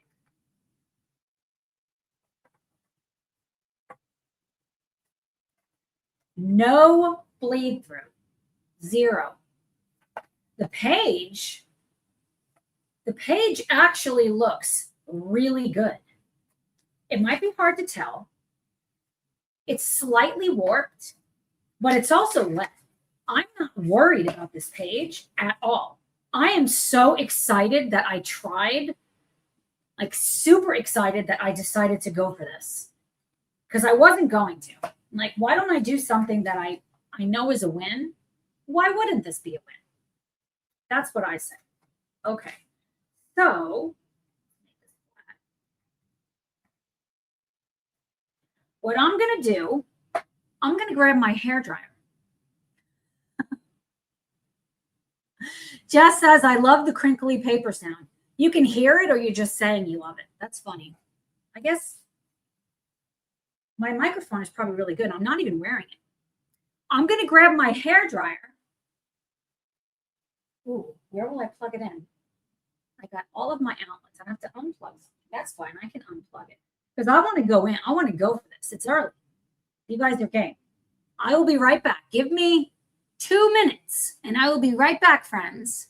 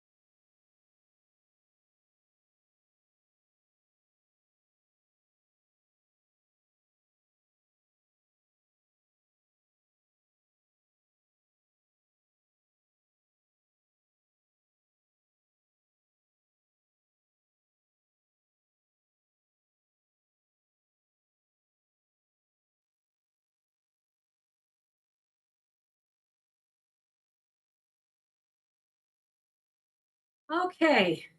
Sorry about that. My blow dryer cannot be plugged in where I'm at because there's no outlet and there's no outlets around me. So I took the page over there and blow dried it. So what did I miss? Coloring just said, I meant after all dried and you get that crinkly paper sound. Yeah, that's awesome. Oh, Kathy, the paint set on Amazon, $59. Nice. That's a very decent price. Okay. So I would say, I hope it's dry. I'm going to say it is. It's dry. Let's move it over here. Okay. I'm going to move the watercolors for now. I don't need those. And I'm going to look at my color scheme for the fur. So I decided I want to use polychromos because I don't know how many layers I want to build up on this. And polychromos is my favorite. You could just use Prismacolors. And I reserve the right to change my mind. And I don't know if I'm going to put polychromos back there. And I really hope that this paper is dry enough. We're going to find out. For sure, the dog is dry. Where's my pencils? Oh, they are right here. So for the fur, we're going to start with the schnauzer. I've got black. Let's see. Kathy says, I love my polys too. Yes. I've got black 199. I guess I could just hold this up. 234, which is cold gray 5. 157, which is a dark indigo. So yes, we are putting blue, right? It goes with it. 271, which is a warm gray too. So we're using a cool gray and a warm gray. I did put this white on here, but I don't know if I actually want to use this or would rather use the Prismacolor. But if we do, it's 101 for white. So we're going to start with that. This is not the eyes. So these are the 5 colors. It is very important to have it sharp because we're doing fur. So most of these points are not sharp enough. Maybe these two, but none of these are. So, and I probably want to start with one of these two. This is definitely not sharp enough. It's got to, look at that. That's not sharp enough. So I'm going to make sure that it's as sharp as I want it to be. And you just got to hope for the best with the pencil sharpener. Okay, that's what I wanted to see. Now, this is a point that I can get behind. So I got that. I'm going to do this other gray color. Do this so you guys can see the sharpener. When I first got the sharpener, I was so afraid. You literally hope for the best and spits it out and it's done. I love this flipping thing. Okay, so I'm going to start with these two. Can you see how sharp these are? I mean, this is what we want to see. Super sharp. All right.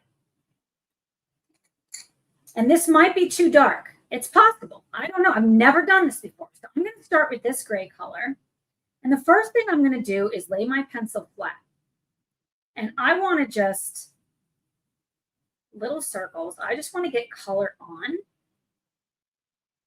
We've kind of laid out the fur with the watercolor, but now we need to get the depth going. So the way we're going to do that is by not delineating the fur pieces yet. A lot of what I do with fur is about putting in what's under it and then putting in what's on top. So we can see this is significantly lighter, which is what we want, but it's all based with color. I'm hoping that you guys can see that. Down over here, I think it'll be even more obvious. I wish I could get you guys lower, but I feel like I go any lower, it's going to be on my lap. Pencil sideways. Not like this. Not yet. This is also going to help to smooth things out, but frankly, it's not, I like how it looks. Want to put some over here. If you accidentally go into here, it's fine. I actually like that vibe when we do that. Go underneath here, sideways. I'm not pressing very hard. barely any pressure.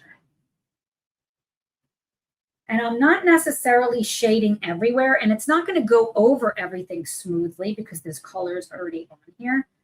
Essentially, what I want to do is make sure that there's no white showing anymore.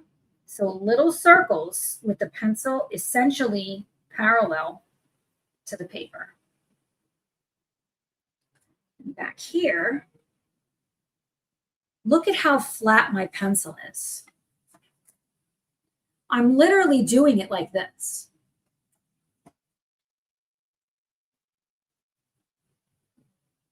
And around, for some reason, I was able to reserve most of this, but not the others. Back there, it's just obliterated. Sideways.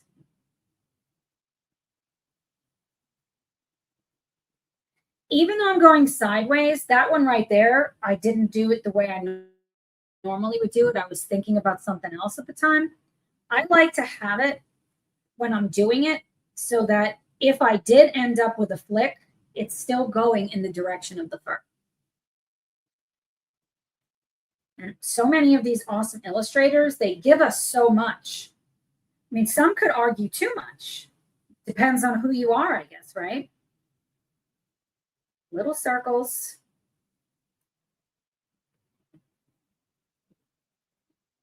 We could have done this entire page in Polly's.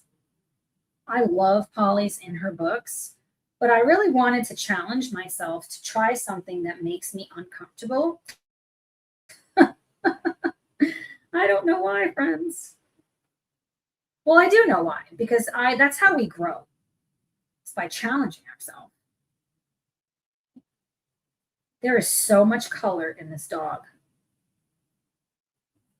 Okay, it's essentially, now this is not the pretty phase, and I know that. Now I'm going to go in, I'm going to grab that warm gray 271. I am going to sharpen that one. Definitely not sharpen. Much better. And now I want to see, can I go over it with this color and I can start building this muzzle. When I'm building the muzzle, I'm thinking about She-Ra. Come on, Tara, you don't look uncomfortable at all. I actually am somewhat uncomfortable because I don't know what's going to happen. I've never done this before. I know what happens with oil paint. Like the back of my hand, I can do it. Like not even think about it. I'm instinctively, I'm doing 10 other things and I'm doing it at the same time. These are not mediums that are like the ones I would ever choose as doing paintings. And I don't know if this is going to go over it because I didn't test it first because I wanted it to be a first for all of us. And if it doesn't work, we'll grab Prismacolors because Prismacolors can go over, in my experience, almost anything. But what I'm wanting to do here with my pencil flat, you see how I'm going in a curvature around this muzzle? What I'm wanting to do is to make this very dimensional. I don't want it to be flat. I want this to be like, of course I can't do it if I'm trying to do it like a chipmunk. It's not a chipmunk, but like that. The final little hairs we can overcome over the top with fine liners, gel pens, acrylic markers. There's so many things that we can do with that. Now we just want to make sure that we have the depth in there. Erica says, I have 3 sharpeners on my coffee table right now and only the dolly is working. Well, that stinks. I don't even have that sharpener. Do you like it? Put some of this up here. What's really going to make this dog pop is when we put the dark on. When we put the dark and the light. I'll do this so that you can maybe even see it better. So now I'm thinking about, just like we did before with going in a circular motion like that, except I'm using little circles instead of flicks. It is going on top. You just have to do it very lightly. This is going to be fabulous. I love that the watercolor is underneath. With the paws, I'm going and really thinking about their round shape here, exaggerating that round shape. Back here. I knew polychromos wouldn't steer me wrong. I knew it. Just kind of feeling my way through this because I'm not entirely sure, friends. I don't know. Under here. You see how it really is going over it? Kathy says, I think I can try this page now step by step. I can see it becoming an ornament with depth. The dog is looking so good. You are flipping awesome. Thank you. I really appreciate that. Shira says, I only use the Amazon basic sharpener, and since I haven't tried any others, I can't compare, but I'm very happy with how it works with my polys and Ohuhu pencils. Awesome. So you've got polys. You know, polys they're definitely my favorite. I'm a layerist, so that's why. But they can also just come to such a point for detail. Oh, I forgot where I was, and I was down here. It's definitely going over that watercolor. Kazzy, it was great to have you here. It's going to take the dog out. You are welcome. Catch the replay if you can. You have a great night, friend.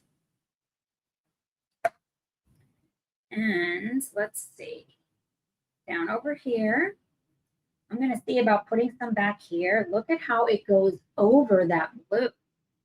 It goes over it, but the blue is still there. Now I want to grab, I want to put a little bit of crazy stuff in here. Let's grab the green. I have permanent green 266. And I'm going to use this. I want to put some green in its eye because I want it to kind of be reflecting other things around it. I'm just putting a little bit. Because I'm putting green in the eye, I'm going to put it other places on the dog. That's what I love to do. Let's see. Erica says, for the record, it's pronounced Dolly. Dally? Dolly, if you're a snob. Dilly Dally. Oh, good grief. According to my dermatologist, it's Mr. Dolly. It's Dolly. Dilly Dally. Good grief. You got me laughing over here. You got me laughing, sister. Okay. So I'm going to put a little bit of this green, just a little, because it's not a green dog. And here I'm just thinking about random little tiny strokes following the contour of the fur. A little bit up here. You know what's fun for animals is pastels. They're super fun. Just smushing everything together. Oh, I really like that. So I added that triangular part of this part of the dog. I exaggerated it, but this is really going to make this dog super dimensional. The green is a great addition. This is such a vibrant green color, but it's really working. Actually was planning on doing these green, but now I think I might want to do them red. Did I even plan that? I did. Okay. No, I didn't. It's not over there. Okay. Now I'm going to go in with a little bit of pink because eyes always have a little. This is a 128 light purple pink. And I'm going to just put some just in that eye, just a little bit in there. And because I put it in the eye, I'm going to put a little bit of this color here and there, following the direction of the fur.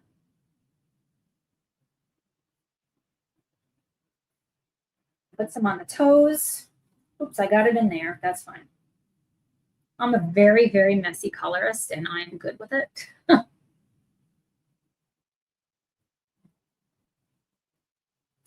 Okay, it might be exaggerated right here, but that's okay because it's not the last layer.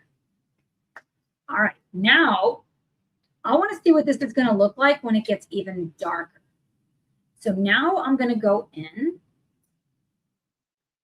with the dark indigo, a 157. It's sharpened really well. And I'm going to now think about the direction of the fur. Hannah does give it to us. And I'm doing very, very light pressure. My pencil is not like this, but it is not flat right now. I'm going to put some of this in the eye too.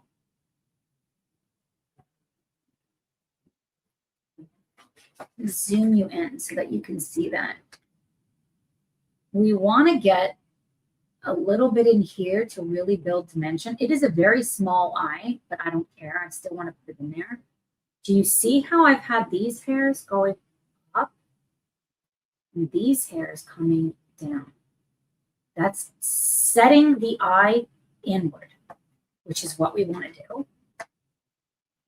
I'm going to use this color on its nose. And it's not black, right?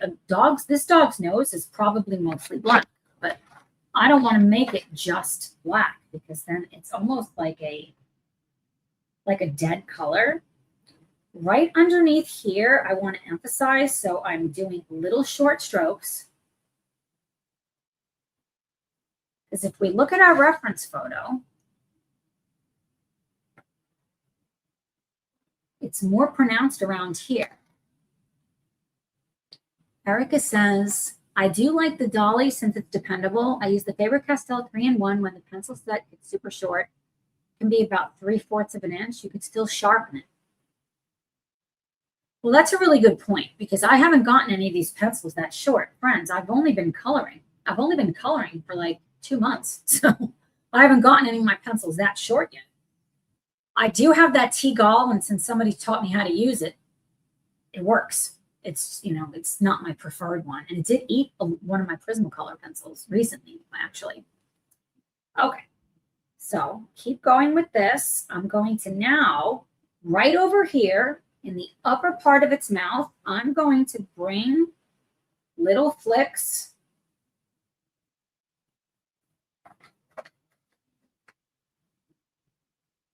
These little flicks, and when we come over the top with white, are what's going to make this dog's mouth and whole beard look dimensional. This is a really good color, by the way. I'm really liking this color.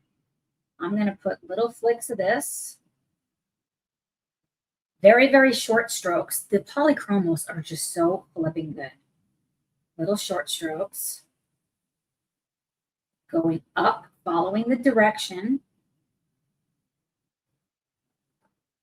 Here, I'm going to come down a little bit at first. You see how opaque that is? How you'll see it better after I get this one on. Okay. That ear is popping, but I can see the green and the blue and the gold underneath it, which is what we want. I'm going to do the same thing with this ear. Not pressing hard at all. Now I've got my pencil a little bit to the side, and I'm going to just smush this a little bit. And I might even now do little tiny circles right close to its eye to really deepen this area so that it recesses. So I do a combination of the little flicks and the holding it sideways and circular to build this dimension, and thinking about this area right here, we want some lighter area because this would be on top. Like there's stuff that's above and behind other things. So I'm going to come right here and help to contour this area. And thinking about this mouth part, I'm doing little circles. little circles, and then flicks, little circles, flicks. And underneath here, a little bit more color because it's under. Gina said, making it look easy, Tara. I promise you, this is not hard at all.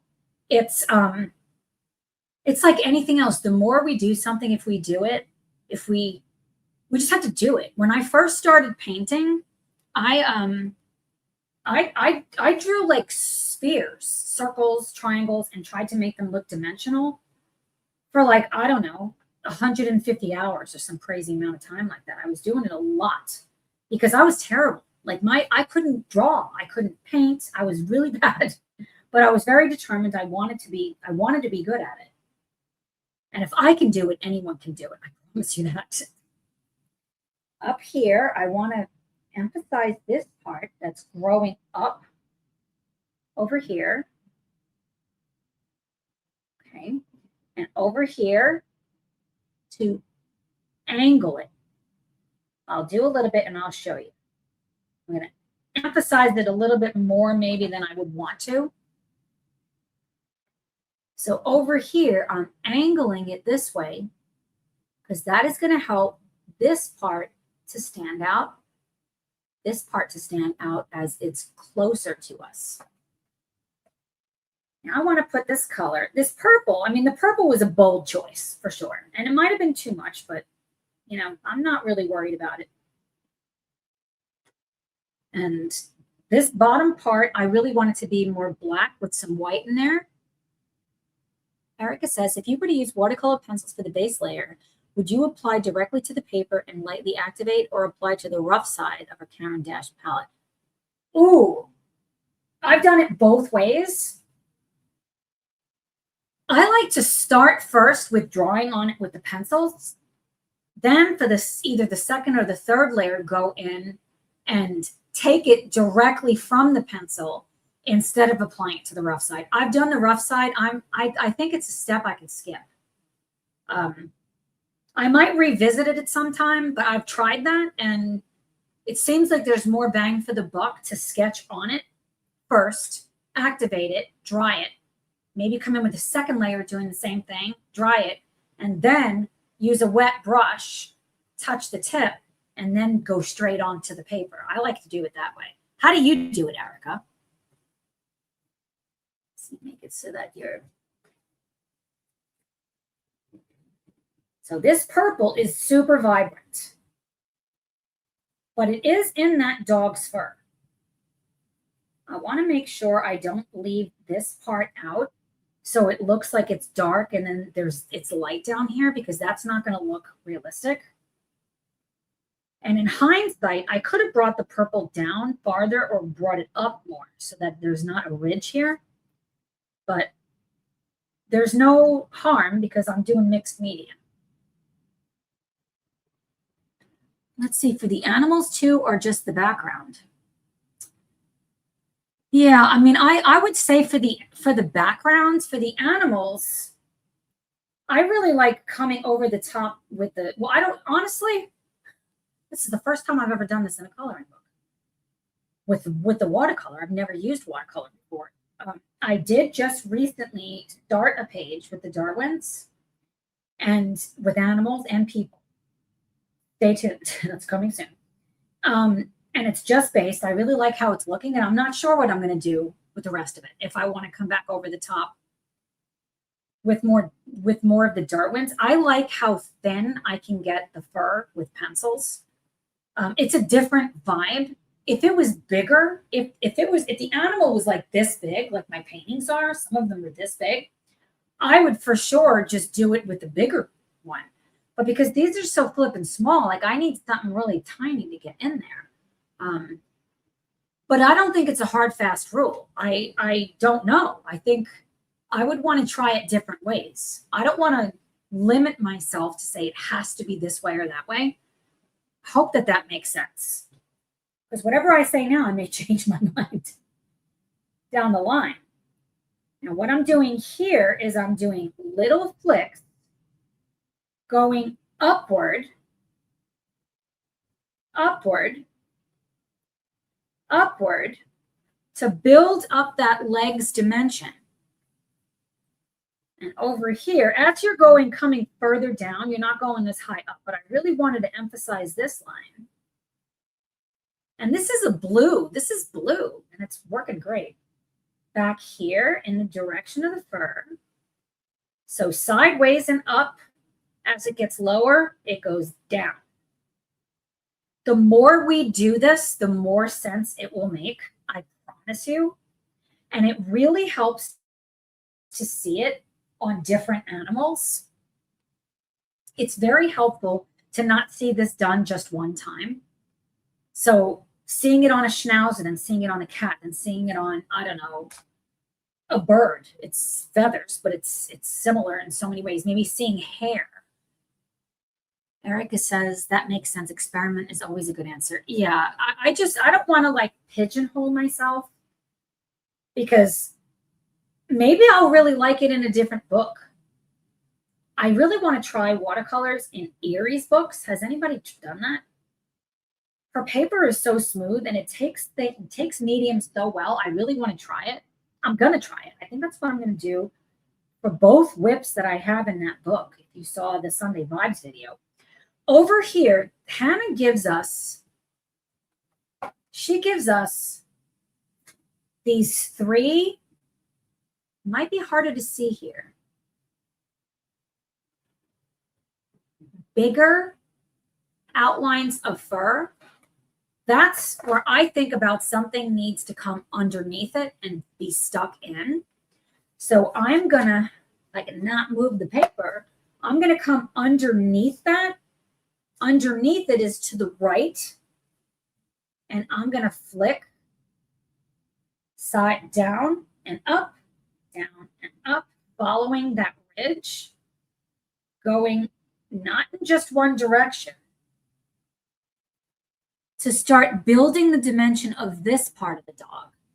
Just says, water mediums work really well in Erie books. Thank you. Oh, I don't have the Japanese paper. Damn it. I should have got the Japanese book. Now I'm buying all these French and German books. I'm ready for, somebody was telling me about some other website. I need to get in there. But the girl's broke. Buying all this stuff, which is awesome. So now Hannah gives us more of these heavier. When she draws them so that they're thicker, that's where I'm going to think about what's in front or on top of the other. So the hair is growing down. So I'm going to go to the right side and come down, little strokes. And then as I'm moving up, I'm going to start curving around and meet this ridge. It's not a ridge, but I almost look at it like a mountain ridge. Weird as that is.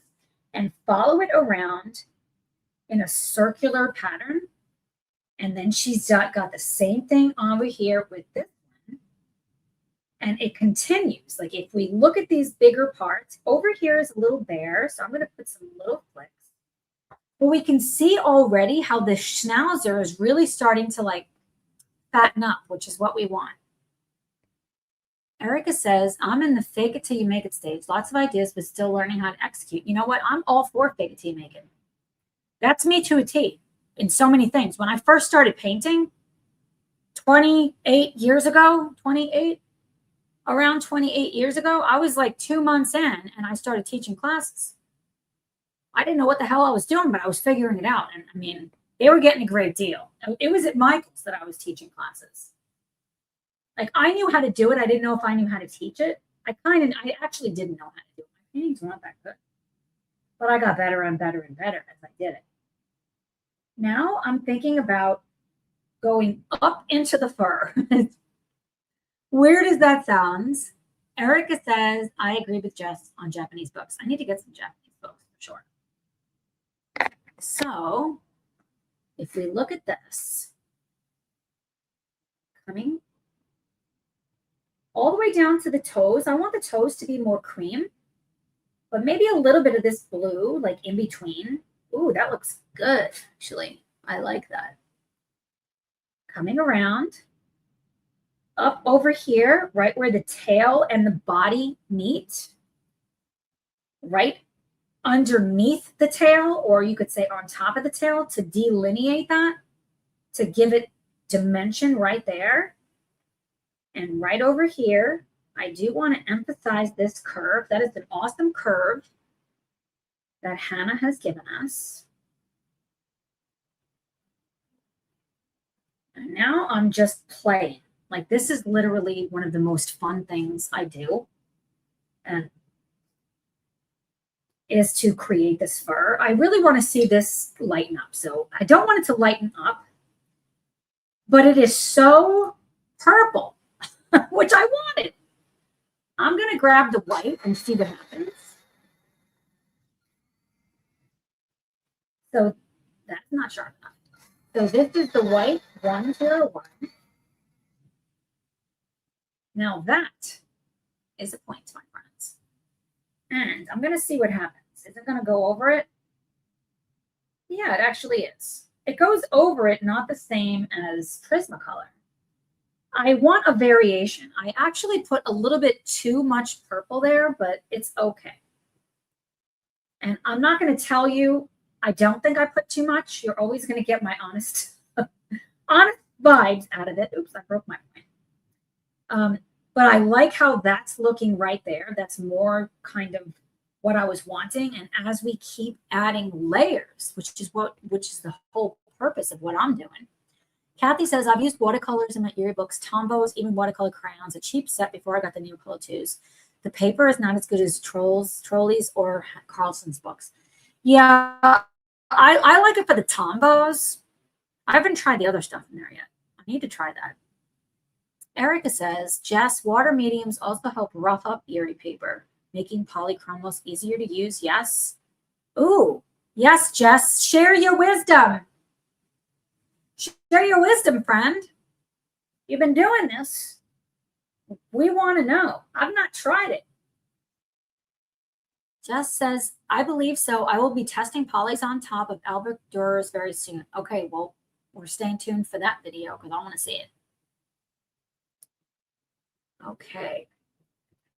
I'm going to use this pencil and just curving around like how a toe would go.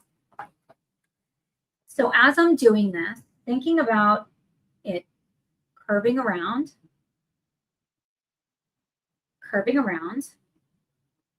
and then in the back, I want to make it go the opposite way because then that is going to help to make this look more rounded.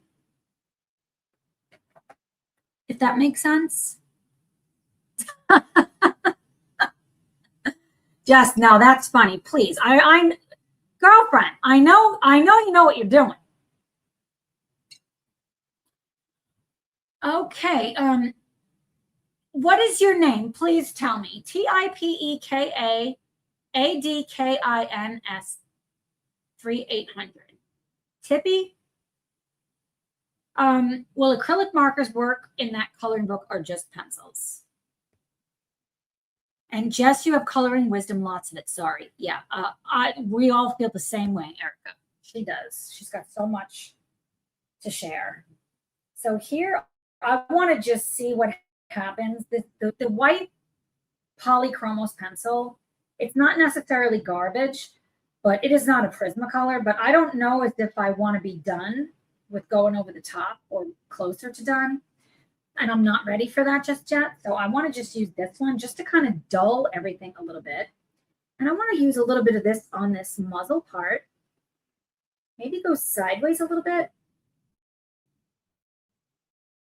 Oh, yeah. Yeah. You see what I did right there? Jess says, well, now I'm blushing. Now that's funny. You made me laugh. The sound of Topeka, Kansas. Topeka? The sound of Topeka. Okay. Is Topeka your name, I hope? Is that what you're saying? Why do I have such I'm telling you, it is because I'm using the other side of my brain right now that I can't like focus. Do you see how adding the white is really making this flipping part. Look at how dimensional that part is looking on this dog. I cannot believe how this is working in these books. Like, I am very excited about this. Okay, we're going to keep doing it. I'm just using little flicks, going around for the toes and doing the back, like I said before. Let's do a little bit on the tail. Over here, to emphasize this part. No, take the sound of the O out and sound the I. Oh, good grief. What does that mean? Take the sound of the O out and sound the I. Take the sound of the O out and sound the I. I? Where's the I? Topeka? Somebody please help me. I do apologize. I don't know what is wrong with me. I seriously have problems understanding and pronouncing. Topeka? Is that it? Topeka?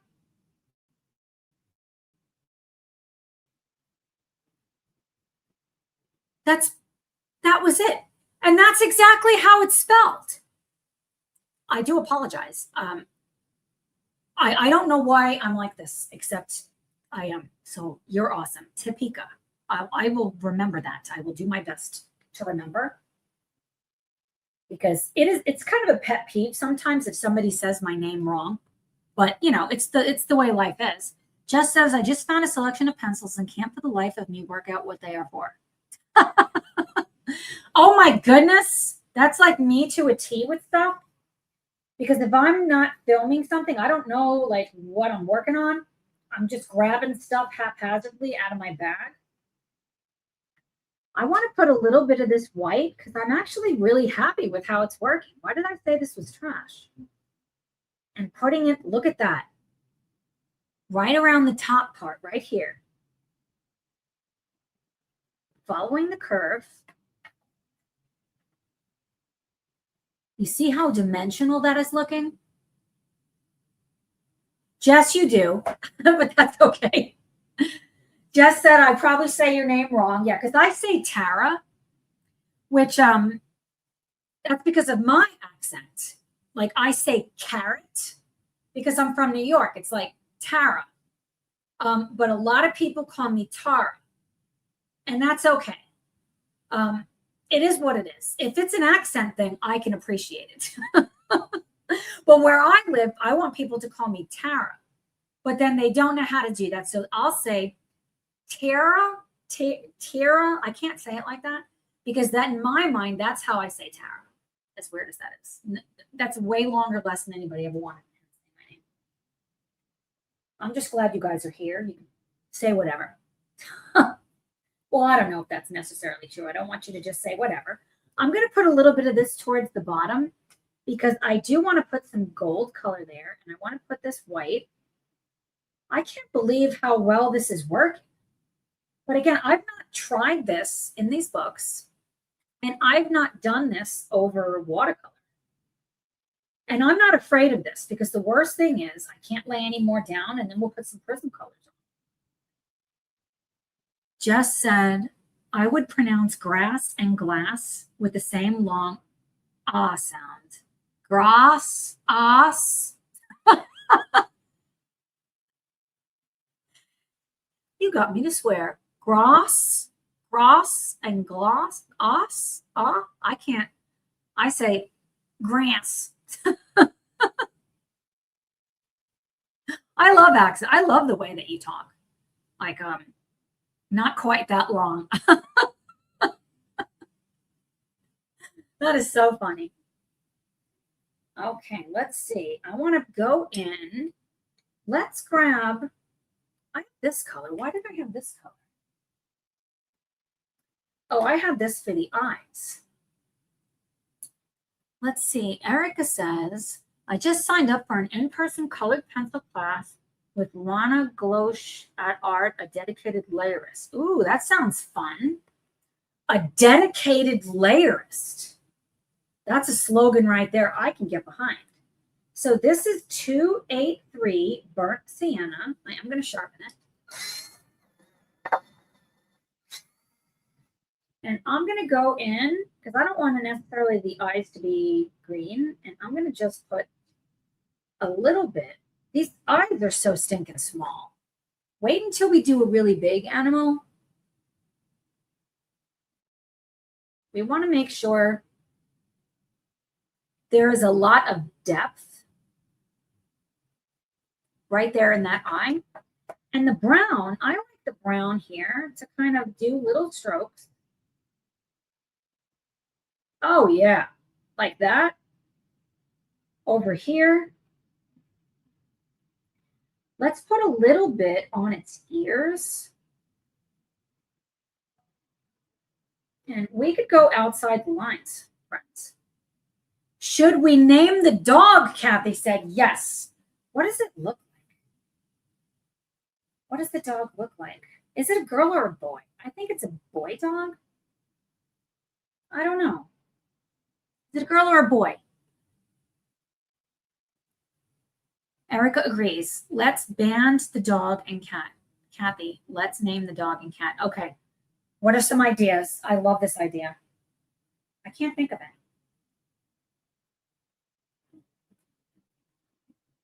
We could always put a poll up, but I love the idea of naming it because when I paint animals, I know what their names are. And I talk to them. And they answer me in the paintings. I'm not even kidding, friends. So here I'm just bringing this color throughout so it isn't just dedicated to its face. Jess says, I don't know why the name that comes to my head was Schnauzer. Rhymes with Schnauzer. Schnauzer.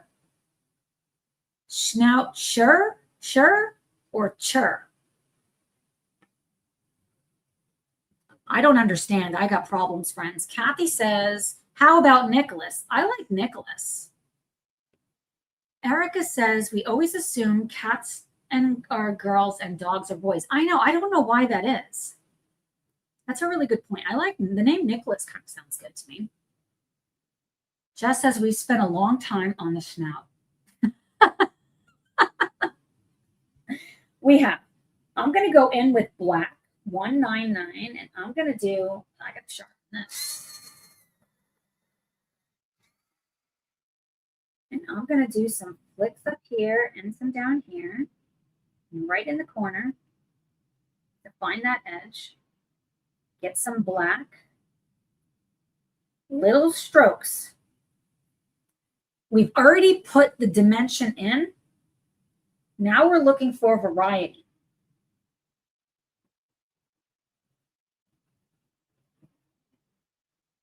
I can always come back in with purple if I want to add more down here with like a polychromos purple, if I think it's too exaggerated right there. I might actually do that. It's going to depend on how well I can blend that in. Topeka says Talia or Tobias. I like that.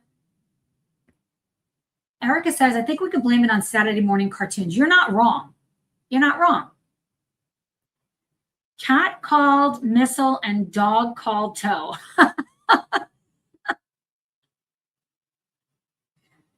That's actually really cute because they're like in love. I like that. I'd love a class like that. I think you're talking about the class Erica is taking. And Erica agrees with Jess. Mistletoe? Toe? I mean, first of all, that would be a kind, is this mistletoe? Is that what this is? Mistletoe. I might be totally off, but if that's true, I don't know if I've ever seen mistletoe. How is that possible? I'm using this black, and I really want to emphasize here behind the leg. So the leg comes forward and right back over here. So that goes backwards. if that makes sense. I want to put some more back here. Emphasize a little bit more with the black. The black is going on really good. A little bit here, maybe a little bit more through here. Curving down and around.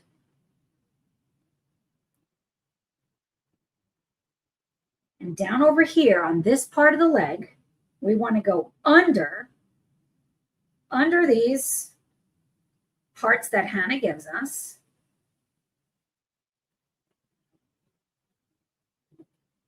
To really bring it forward. Kathy says, what about Nicholas or Nick for Christmas? I got to think about this. Like, I like the name Mistletoe if that's the name of the page. I don't know if I want to. I feel like I want something like super like cutesy. My cousin's name is Nick. Maybe I'll put a poll up. I'll do that to name it because I do want to name it. Kathy says his face is so realistic. You nailed it. Thank you. Wait until it's done. You know what I'm saying? And I do have a problem finishing things because I just love like this part. What I'm doing right now is so much fun because all I'm doing is just little tiny strokes. And what it's doing, and if I make it darker back here, because that's the leg that's behind the other one. So really exaggerate this here. That is going to help to bring this leg forward. I could do the same right here, but there's not much of the leg showing on this side. But even just a little bit. And then thinking about this is not flat. So I want the center part to have a lighter color. And then thinking about this, I really like the colors in here.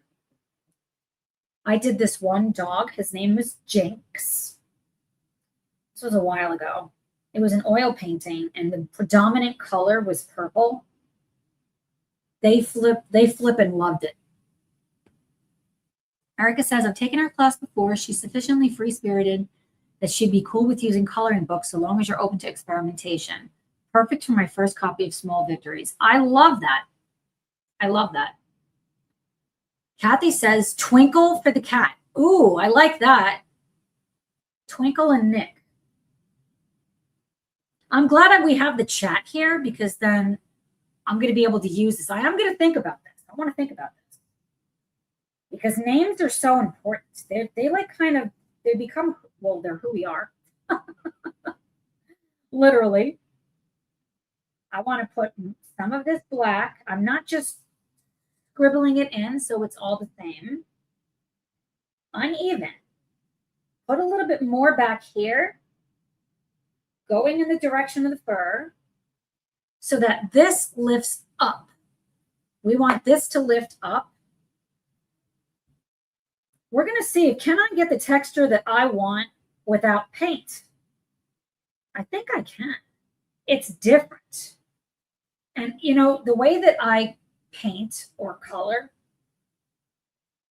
it really doesn't lend itself to colored pencils, I don't think, or like the mediums that I'm using in these books. I'm going to use a little bit of the black right there and a little bit right inside of the eye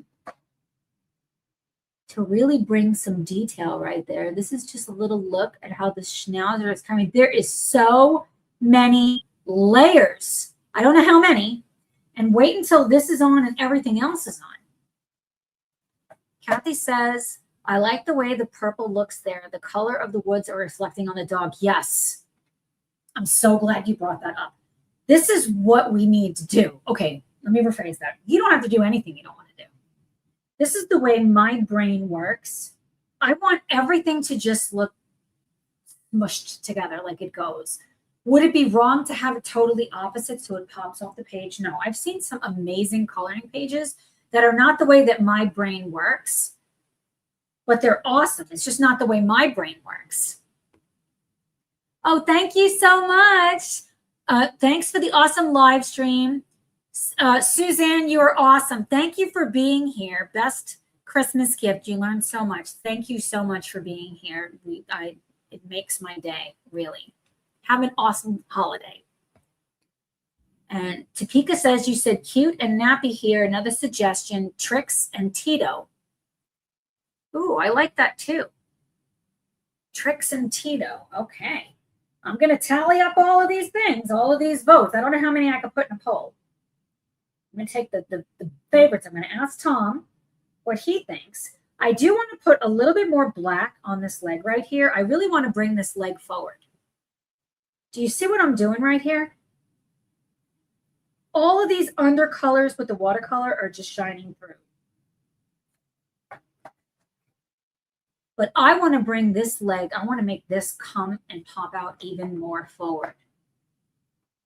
Let's see, this schnauzer is going to need a little bit.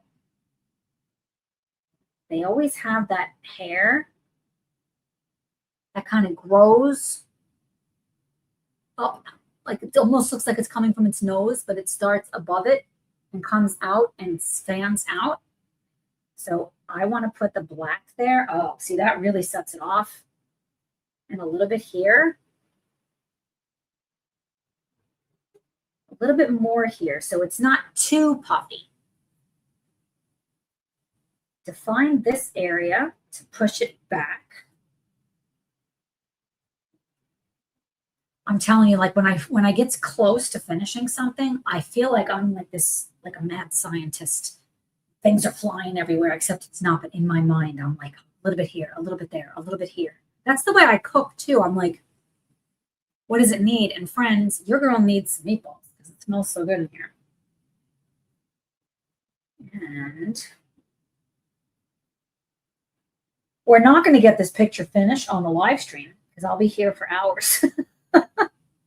But we have gotten so much like done. And it's definitely the vibe that I wanted to see. And he's really coming along. Do this so you guys can see. He's really coming along. You guys want to see my meatballs? I got to eat one. You girls got to eat one.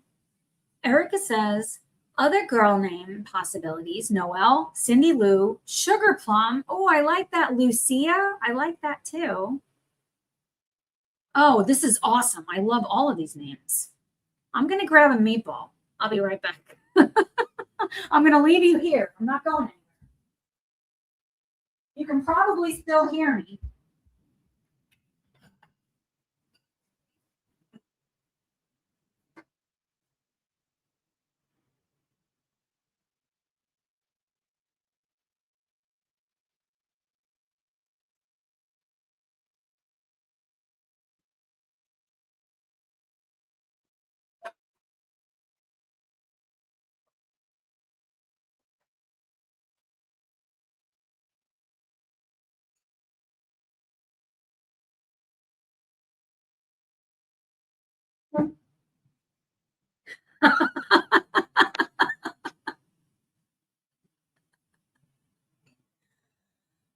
Oh my goodness. Watch out. Tara's getting her balls out on camera. Here they are.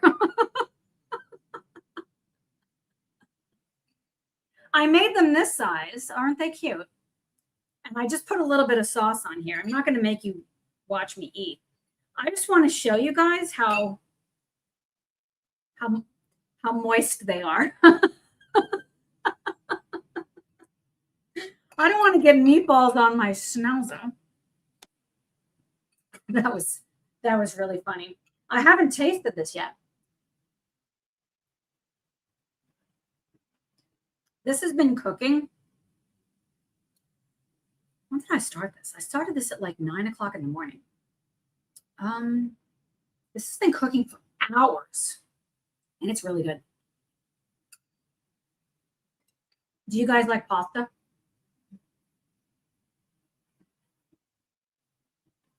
Just, you got me blushing over here. That's why I had to turn it off of me. My face is red. Down over here, I want to get a little bit more definition. If you don't like the look of it having so many hairs showing, I like it. You could take your pencil sideways and do a little bit of the round like we did before, but I like this because this is to me like how they look. But you could go back and forth depending on how many layers you want to do. And I might use a colorless blender or something else to smooth a little bit of that out at some point, but probably not. I'm shocked at how well this is going, but I shouldn't be because Hannah's books are great. So I want to go in. I'm going to go in with that warm gray 271 again. I want this sucker to be sharp. And still, oops, my point broke. Wanting to really emphasize this side around here.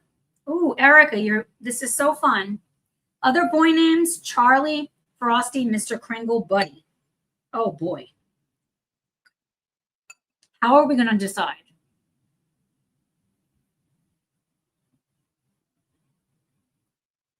Okay. We definitely have to name it. Name them, not it. And just to show you, if I wanted to smooth some of this out, let's say I was like here, there's too much. Sideways, circles, can smooth some of that down, but you still have so much. So I might want to smooth this down like right under where the ribbon is going to be. So little tiny circles. Then it's gonna, I lost some of the definition, but I can always come back over the top with more. So you can go between both so that you're layering, you're building the dimension. So this Monogatha that I'm making later is like crepes. Have you guys heard of that before?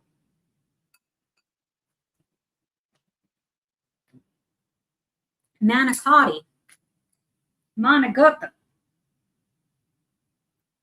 It is so good. I use a little frying pan, and the crepes are the size of the frying pan. Like whatever pan you use in the size crepes that you're gonna get.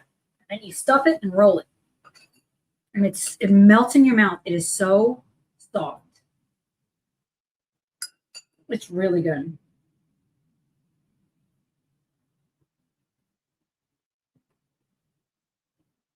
Let's see. I think I want to grab the black one again. Just to emphasize that hair. I think I also want to do a little line right under its eye.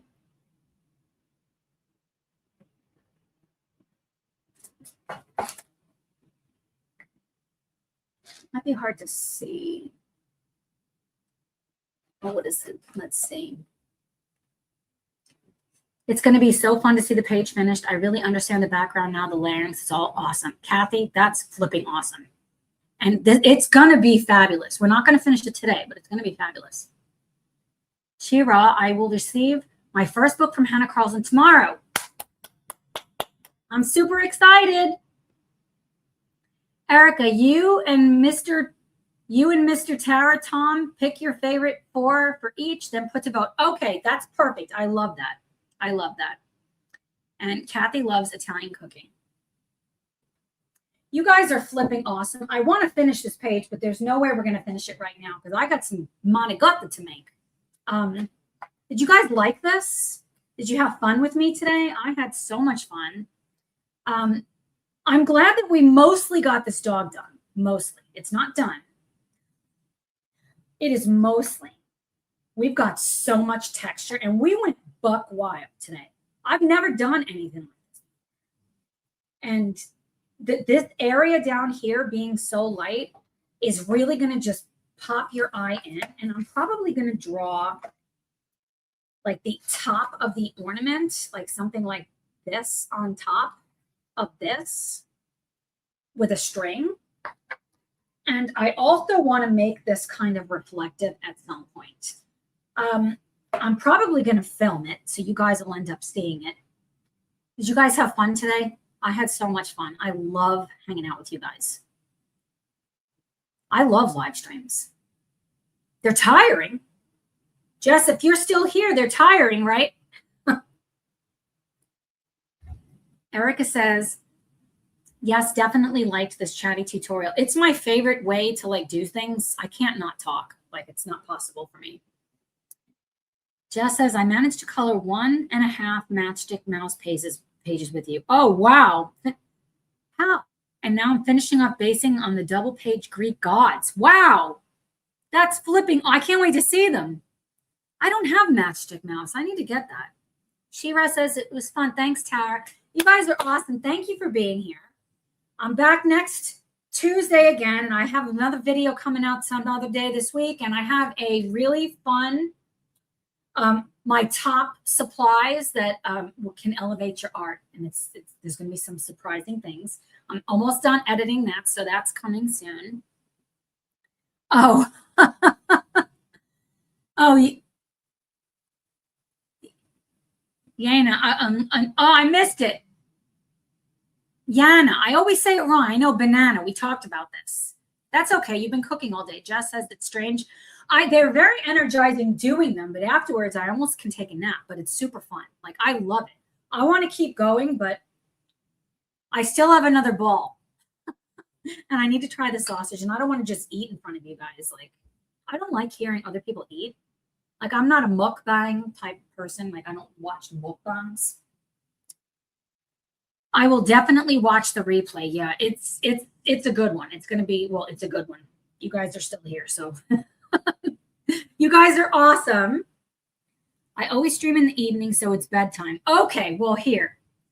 See, that now I got to get to work, peeps. You girls got to make some pasta.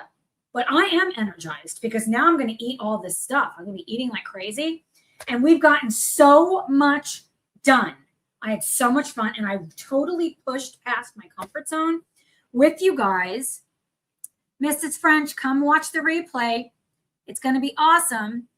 Erica says you're the first artist that's willing to admit it to the community. We definitely have other artists, but they won't admit it, including some here.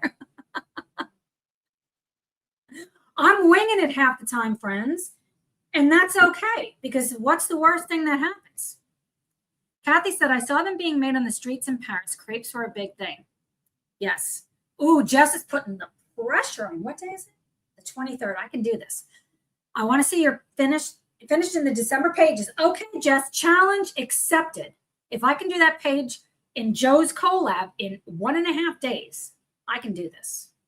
I can do this. Erica says, Parisian crepes are amazing. I'm going to post a photo of my manigotta so you can see what it looks like, because it's flipping amazing too. You guys, thank you for being here with me. Merry Christmas. I love you guys. And look at that. Look at that gun. Jess believes in me. Thank you. I believe in you. You guys are awesome. I'll see you guys soon. Bye, friends. Merry Christmas.